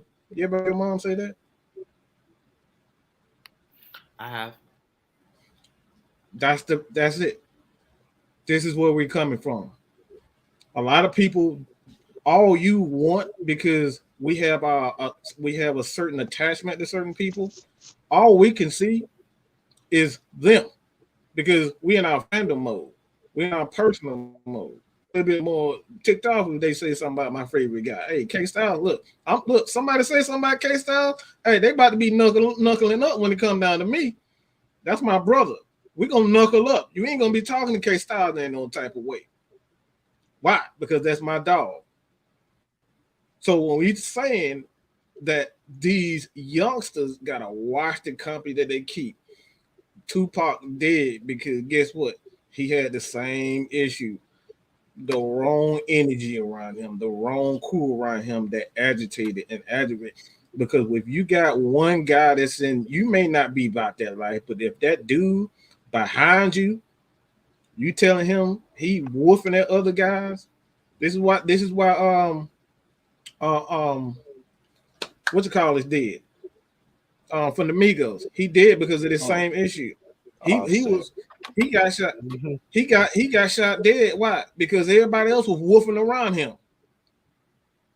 Right. That's why he dead. He got shot by somebody else. That bullet was intended for somebody else. Mike. This is what we're talking about, having people around you. Having people around you, he keeping the energy. This is what Kstylzz mean about the energy. The energy around you got to change. You got to have different people around him. It's the energy. He may not be the guy that get, but somebody, whether it's it could be an innocent bystander, his father, or his best friend, or somebody from his team may just get a straight bullet because guess what? Somebody in their damn crew popping off at the wrong time when they need to just be cool. This is why you gotta watch the energy around you, bro. So it ain't about bashing these guys. You got the wrong people around you that's gonna get you in situations that your ass ain't gonna be able to get out of. That's what we trying to get him. So I'm gonna say it like this. So let's say that incident that happened in Indiana where his homeboys was pointing a beam at somebody. Ja was in the car with him, right? Honestly, Ja I was don't in the know car, about the right? situation. If one of the homeboys accidentally let off a shot and shoot somebody, who you think gonna get in trouble? Ja. That's what I'm saying. Like I said, I'm gonna use myself for example. Like I said, there's a reason why y'all don't see me on social media like that. I'm very introverted for a reason. I don't trust a lot of people. I'm not very social, but I am social, which is crazy. That's because I have to watch, like you said, and this is why we try to use the age thing with you too, is because we're telling you this from experience. A lot of the, like, especially from Ja Morant, from a position where he's in, where he got the bag coming. Like I said, I don't want to see him lose that bag and lose that opportunity. I'm just gonna say it, over some dumb niggas he hang around. Mm-hmm. This is what we're talking about. This is not all about Ja. Like I said, only thing we talk about Ja is he has to be held accountable for the company he keeps. He may not be that, but the public perception is going to paint him as that because those are his people. You heard the phrase, you are the company you keep, right? You've heard that phrase before, right? Yeah. And because he's a celebrity and he's in that limelight and he's a young brother that's about to get the bag, they looking for any opportunity to fuck him over. And you don't want to give them a reason to do so. Mm-hmm. Hey, let me ask you a question. How old are you? I'm 18. Okay. I got a son that's 25. And my son lives in Paterson, New Jersey, which is a hellhole in itself. He's 789 miles away from me. So I am responsible as his father for making sure, ever since he graduated high school, that he doesn't go out there and get his head blown off. Because he's in the music industry. He's a producer. And he's been building his own company. Ja Morant's father is responsible for making sure Ja Morant makes good decisions. Why? Because Ja Morant ain't lived long enough to make solid grown man decisions. I don't care how much money he's got. I don't care how good an athlete he is. I don't care how many basketball games he's played in. He has at his feet, which some of us will never see in our lifetime, the kind of money that he's going to make. And he's doing what young people do, which is blow it on dumb shit. Because you got to understand something. He is more of a target than if you or I won the lottery. And they will fuck Ja Morant up on GP without the money because he's an athlete, because he's in the limelight. I got friends right now that died just off of jealousy, not acting out, jealousy. So what I said in the comment section, whereas the youth benefit basically because y'all ain't got no wisdom, y'all ain't lived long enough yet. Wait till you get to 40, 45, 50, and half of the people in your class that you graduated with ain't here no more. When you go over to somebody's house that you just talked to a week ago and they got their brains blowed out for being in the wrong place at the wrong time. I got to live with that concern every day because I am not near my son, nor can I control him. But I'm responsible for making sure I put good stuff in his ear. Like, look, when you go out the door, think about what you're doing. Watch who you hang around. Watch what you do. Watch what you say. Watch who's in the studio with you. So you got to understand that. We're not saying that you are dumb for your stance, and it's okay to be a fan. But when you've lived as long as we have, that fandom don't mean shit. Because you got kids younger than you that'll come up there and shoot somebody. So, bruh, all we trying to tell you is we care enough about you and anybody in your age group to let you know, listen, that ain't the way to go. He dead ass wrong. Because what you cannot refute is he's above the age where he's grown and he's responsible for his actions. And that's the way the law and his word is going to hold him. He ain't a baby. And you can't control him. All you can do is advise him. So, yeah, you can get upset, but that doesn't change the fact that he's responsible for his own actions because ain't nobody putting a gun to his head making him act like this. But they will put a gun to his head and end it. And then he'll be another player on the shirt. Everybody be like, well, dag, that's messed up what happened to y'all. I'm telling you, that ain't what you want. Trust me. Live long enough and you'll understand exactly what we're talking about. Mm-hmm. I literally went through an age where my favorite football player got killed from a home robbery. And that shit hurt me. The news that I heard that Sean Taylor got murdered in his own home over a robbery. Affiliation, man. And we're just using athletes right now and stuff like that. See, like you said, the thing is, and like you said, we coming at you like this too, is like I said, you're doing this and we're preparing you for what you go. Like I said, Al, how long have you been watching our shows? How long you been watching us? 3 years.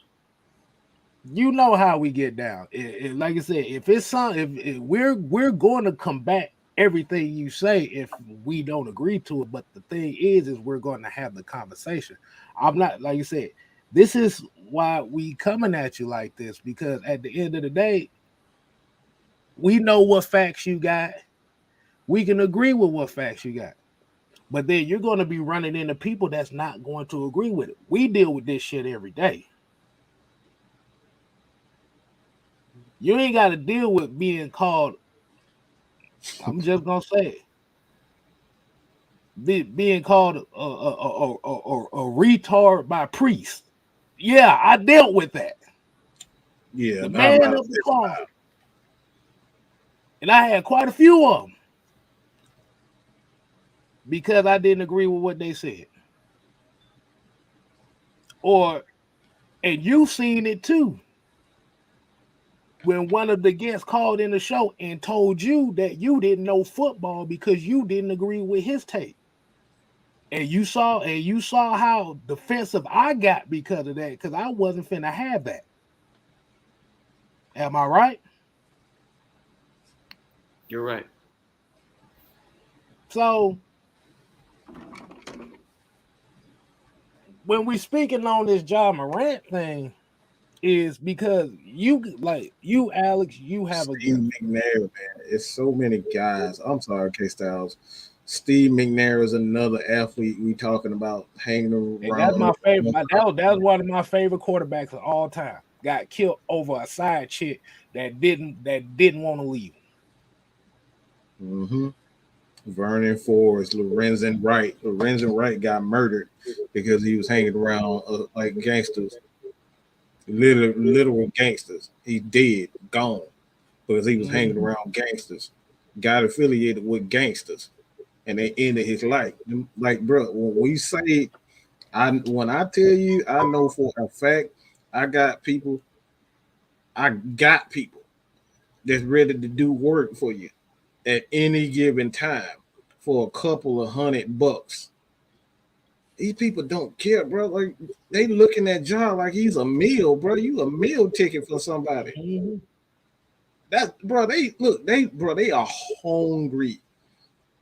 It's so many documentaries out here. We talk about documentaries, Cocaine Cowboys, like the Cocaine Cowboys. All these boys did was go around murdering people for fun, and they hit athletes.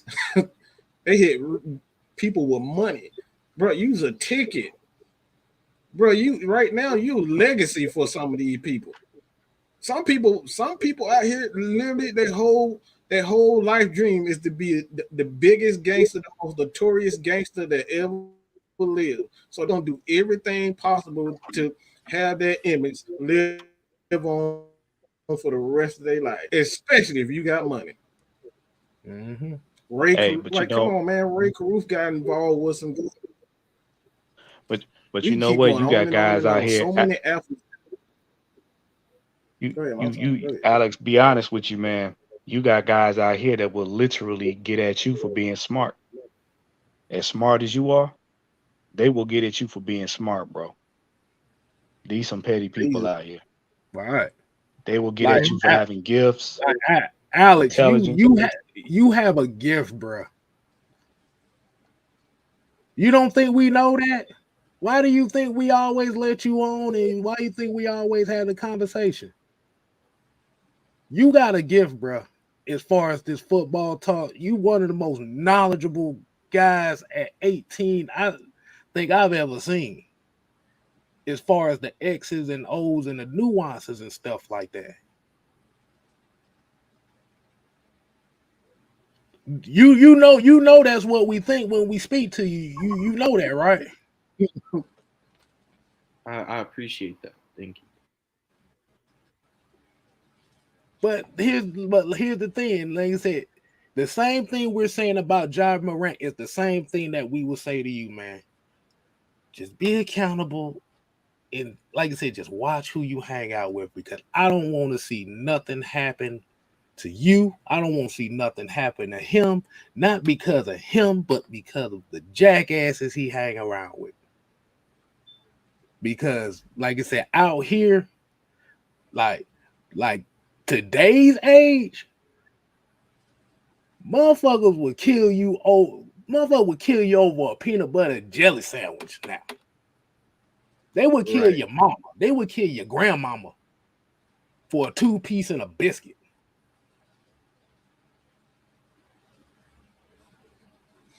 Mm-hmm.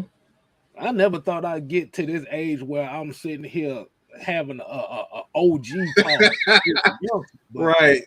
But like I said, Kstylzz, it's just the fact that, bruh, we complain about this right here because I guarantee you in each one of our lives right now, there was some older person that pulled us to the side when we got out of pocket and was like, bro, that ain't what you want to do. And I guarantee you a good 80% of the people in this chat got somebody that's in a lifestyle that ain't for them, that sat them down and like, bro, I don't want you to do what I'm doing. Trust and believe when I tell you. So that's Sam Johnson for us, bro. Yeah. So when you, I'm gonna tell you, when you walk amongst killers, when you walk amongst real gangsters, they not out here throwing up the signs. I'm telling you, they're not. They're not showboating. They're not letting you know where they at. So when you walk amongst them and they let you know, bro, this ain't what you need to be doing. This right here is what a lot of your generation needs, because a lot of us ain't doing it. We ain't sitting you down and having these difficult conversations so that you can keep going, bro. A lot of these dudes don't care, or they ain't got the heart to do it. They don't, bro. It ain't even just the young folk. It's really just everybody just don't give a fuck no more. Don't nobody care anymore. And this is one of the major reasons why, like I say, especially in our community and our black community, we don't give a fuck about each other. Like I said, you gotta have these talks as far as trying to, okay, like you said, you want to encourage, you want to watch out, and you want to give as much information as you can because the thing about, and this is the one thing I had to learn, we had to learn from our parents. Our job is to educate the next generation and make sure the next generation does better than us. Rather it be our children or rather it be just some kid in general.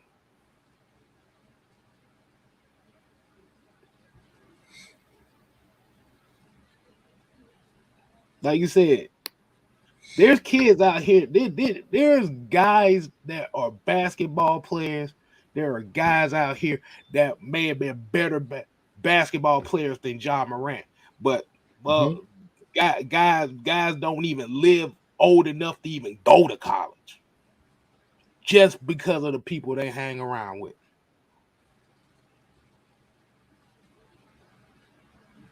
It's a mentality, man. It's a mentality. It's a mentality, man. And like you said, and I don't want to see him go down there. And like you said, with the Miles Bridges thing and the domestic violence. Oh no, that motherfucker was fucked up. Right. Believe you in there. That stupid, that was some stupid shit he did. But like you said, for a guy like this, who is a superstar, we're not talking about a role player. We're talking about a superstar, a name brand.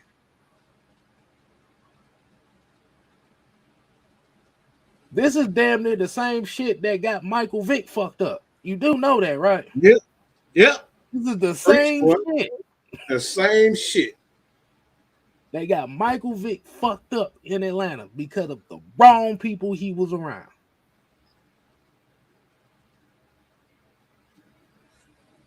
Alex, I wanna confess something to you. You don't mind if I confess something to you, right? I don't. I wish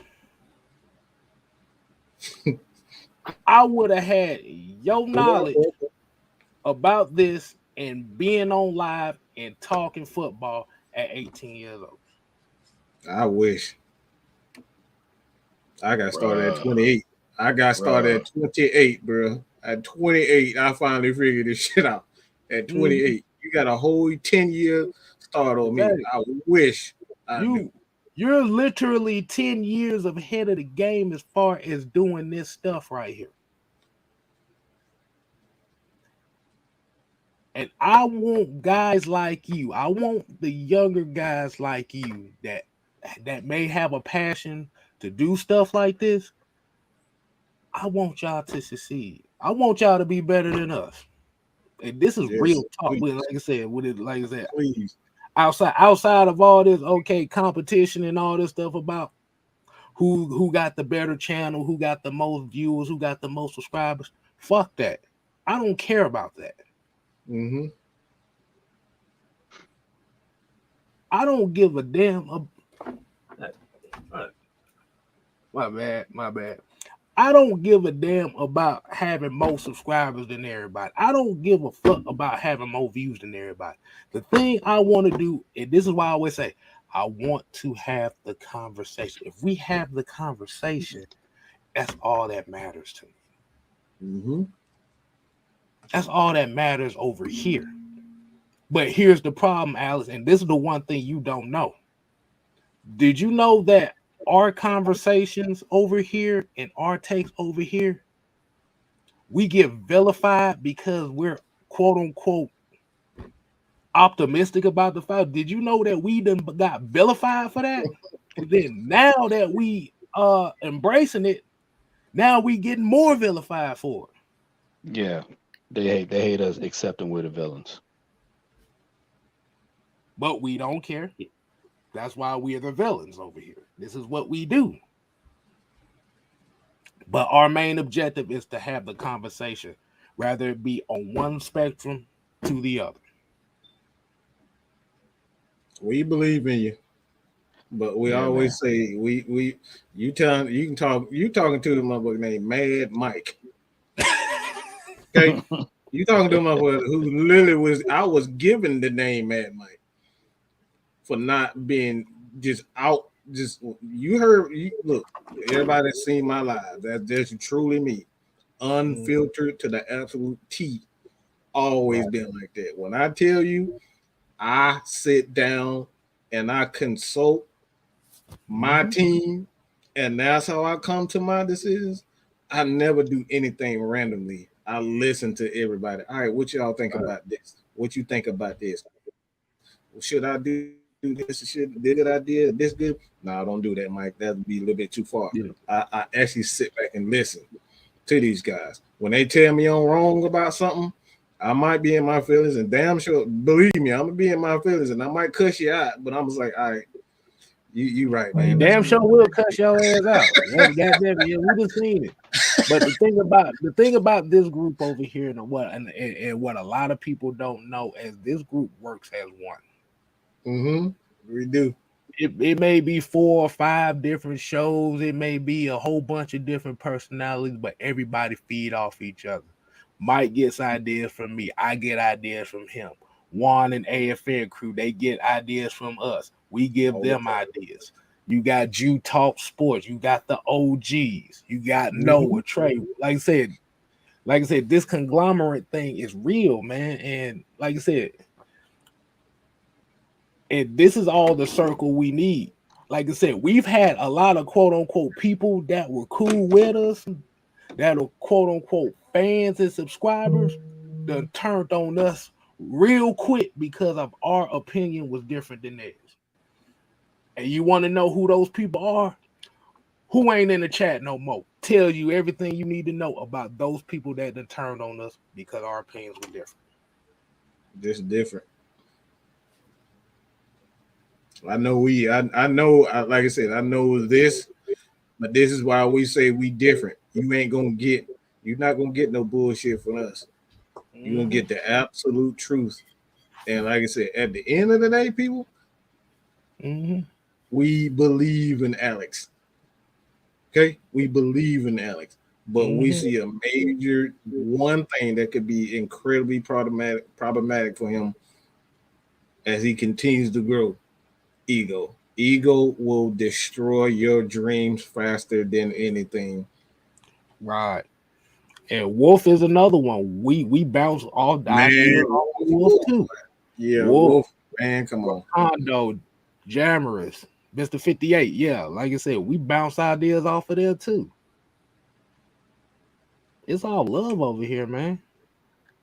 Like I said, rather it be 100 and some people watching this show or 5 people watching this show, you still gonna get the same love regardless.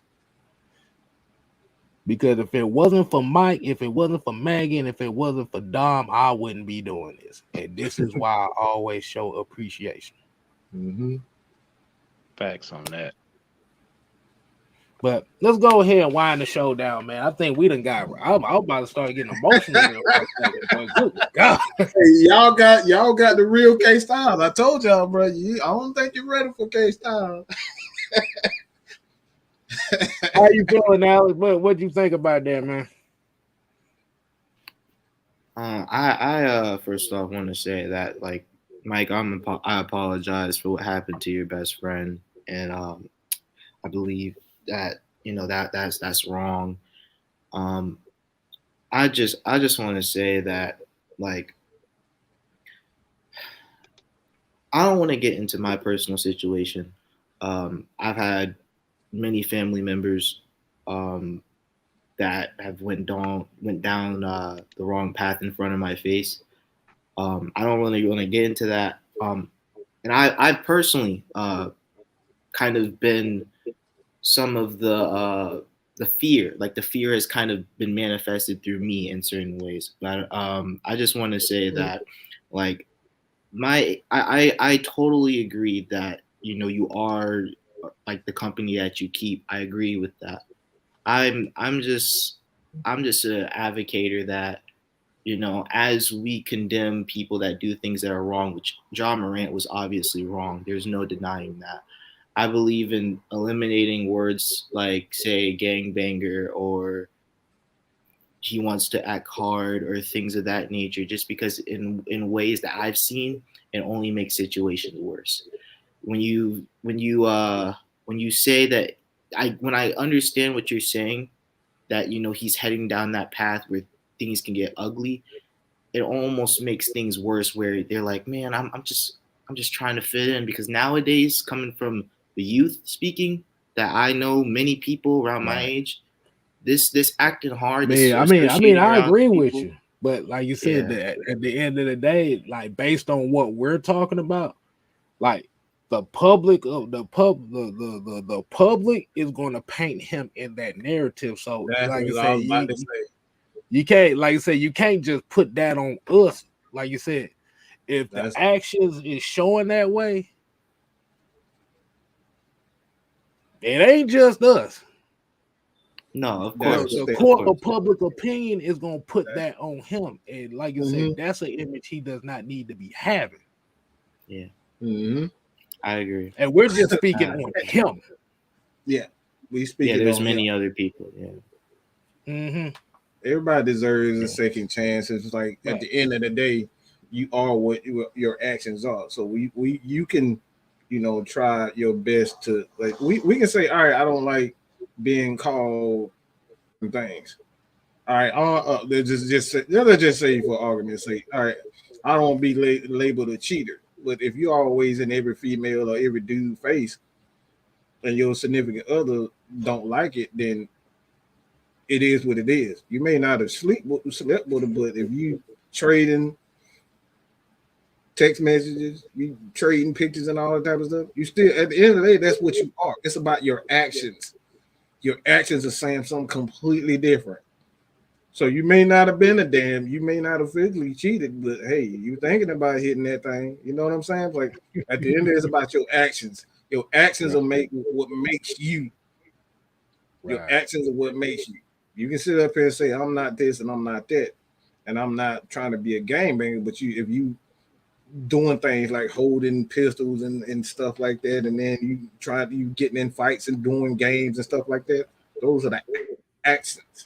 People are judging those actions, and you got different words for action. Some people a little bit more in your face with than others, but like, at the end of the day, it's about that action. Just different words. Shout out to Brad Peoples for the $1.99 super chat. He said He said the messed up part about the Vic case was that it was his family. Family. Same thing right here.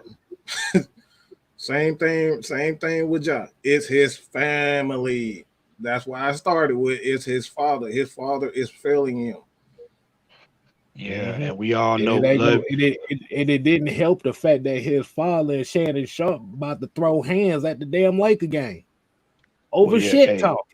It's blood relative. Well, see, you gotta understand blood relatives, whether we want to admit it or not. Josh's father wants to be in Josh's shoes. So in a way, he's acting out on his jealousy, not being a father, by curbing his son's irrational behavior. That's what it is. This is why we tell you when you get old and you live through some things, you acquire wisdom. So certain things I'm not gonna do for my son. My son is a producer. He blows up. That's his path in life. My path in life is for me to continue what I'm doing, not for me to get jealous and wish I was in his shoes. That's not a job as a father. So you in that you got to know your position. And if my position is making sure that I keep my son healthy and his head on straight so that he can have a legacy for his kids, which is the wish of a grandfather, Ja Morant's father should be doing that. And a lot of us want to try to revert back and relive the glory days. Once they're gone, they're gone. I'm about to say, let's go ahead and wind the show down, man. I don't think I need to play no music, man. I think that conversation. Well, I ain't even tell you that conversation almost got me. I'm about to shed a tear out here. I ain't even gonna tell you no lie. No, man. Wait, man. Yeah, man. It's. I've been through a lot of shit. It brought back a lot of memories that you suppress. Like, to be honest, Right. It brought back a lot of memories that is suppressed. So, like I said, I'll say this in ending, Kstylzz. I was that kid. I was actually that kid that was picked on because I was good at sports. These kids literally jumped me one time because I dunked on their ass in the game. Yeah, they jumped me after school because I dunked on their ass and screamed in their face. So they didn't like it, so they kicked me and then jumped me after school. So people will get you. People are jealous of your gifts, and because they don't have your gifts, they'll try to, with physical harm. They'll do anything to either do physical harm or mental harm. That's why I said, Alex, you got a gift, bro. You got a gift. And like I said, there's a lot of guys, a lot of girls that are 18 that got gifts. But you can't manifest those gifts. You can't grow those gifts if you hanging around the wrong people. And I'm not saying you are, but I'm just saying just the young people in general. Oh, man, I'll go ahead and end the show, man, boy, before I really start getting I just think about hearing about that story about my homeboy in school get his head blown off trying to break into somebody's damn car. Yep. Yeah. Just because he seen his damn older brother doing it, I like, nah, bro, it ain't worth it. But like I said, y'all make sure y'all tune in for the 6-man convo tomorrow, bro. I don't even know what the hell we're gonna be talking about. It will before the right about now. Probably, like I said, we kind of got some good draft talk tonight. Probably have to do another draft scenario tomorrow. I don't know which one I'm gonna do. We might do a versus tomorrow. As far as I don't know who it is. Like I said, y'all make sure y'all go ahead and tune into that. And Mondi, appreciate. He said one thing about it. Y'all speak the real. That's what matters. We getting a lot of love for that too. We did some big brother things tonight. No jokes. This big brother shit y'all doing is damn beautiful. Thawing out my cold heart. Oh boy.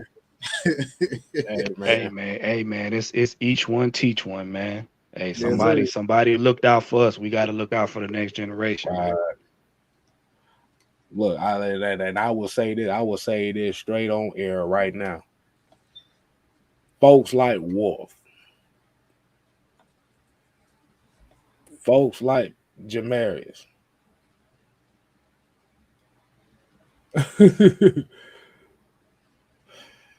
just all the up and coming Falcon content creators that's trying to do the damn thing. Alex, Noah, Trey.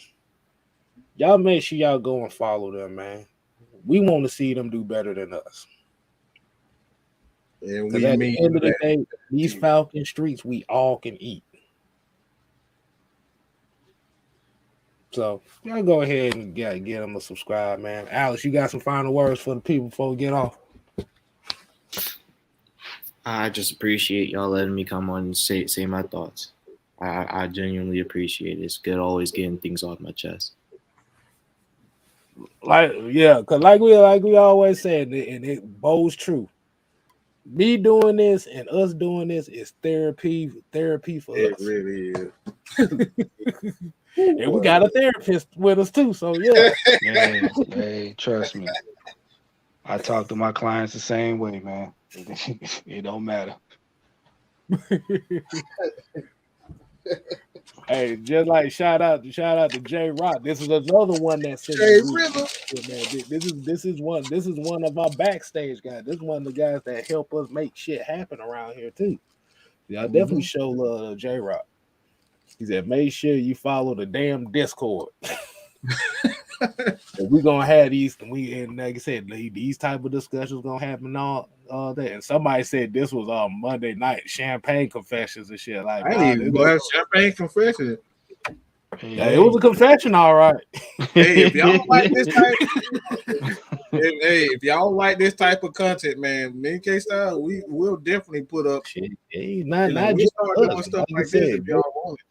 Just anybody, like I said, anybody that's willing to come on and have these discussions like this.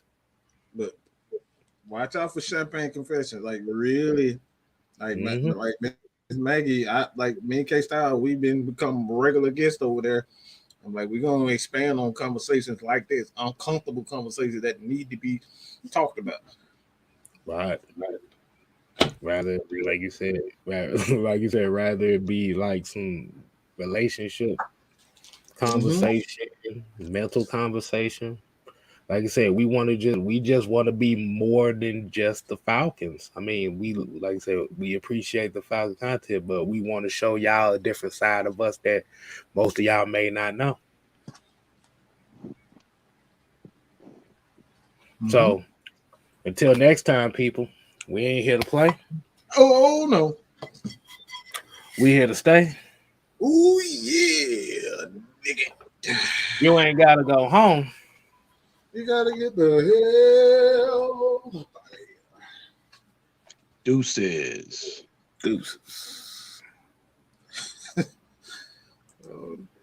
Maggie and the crew have you crying.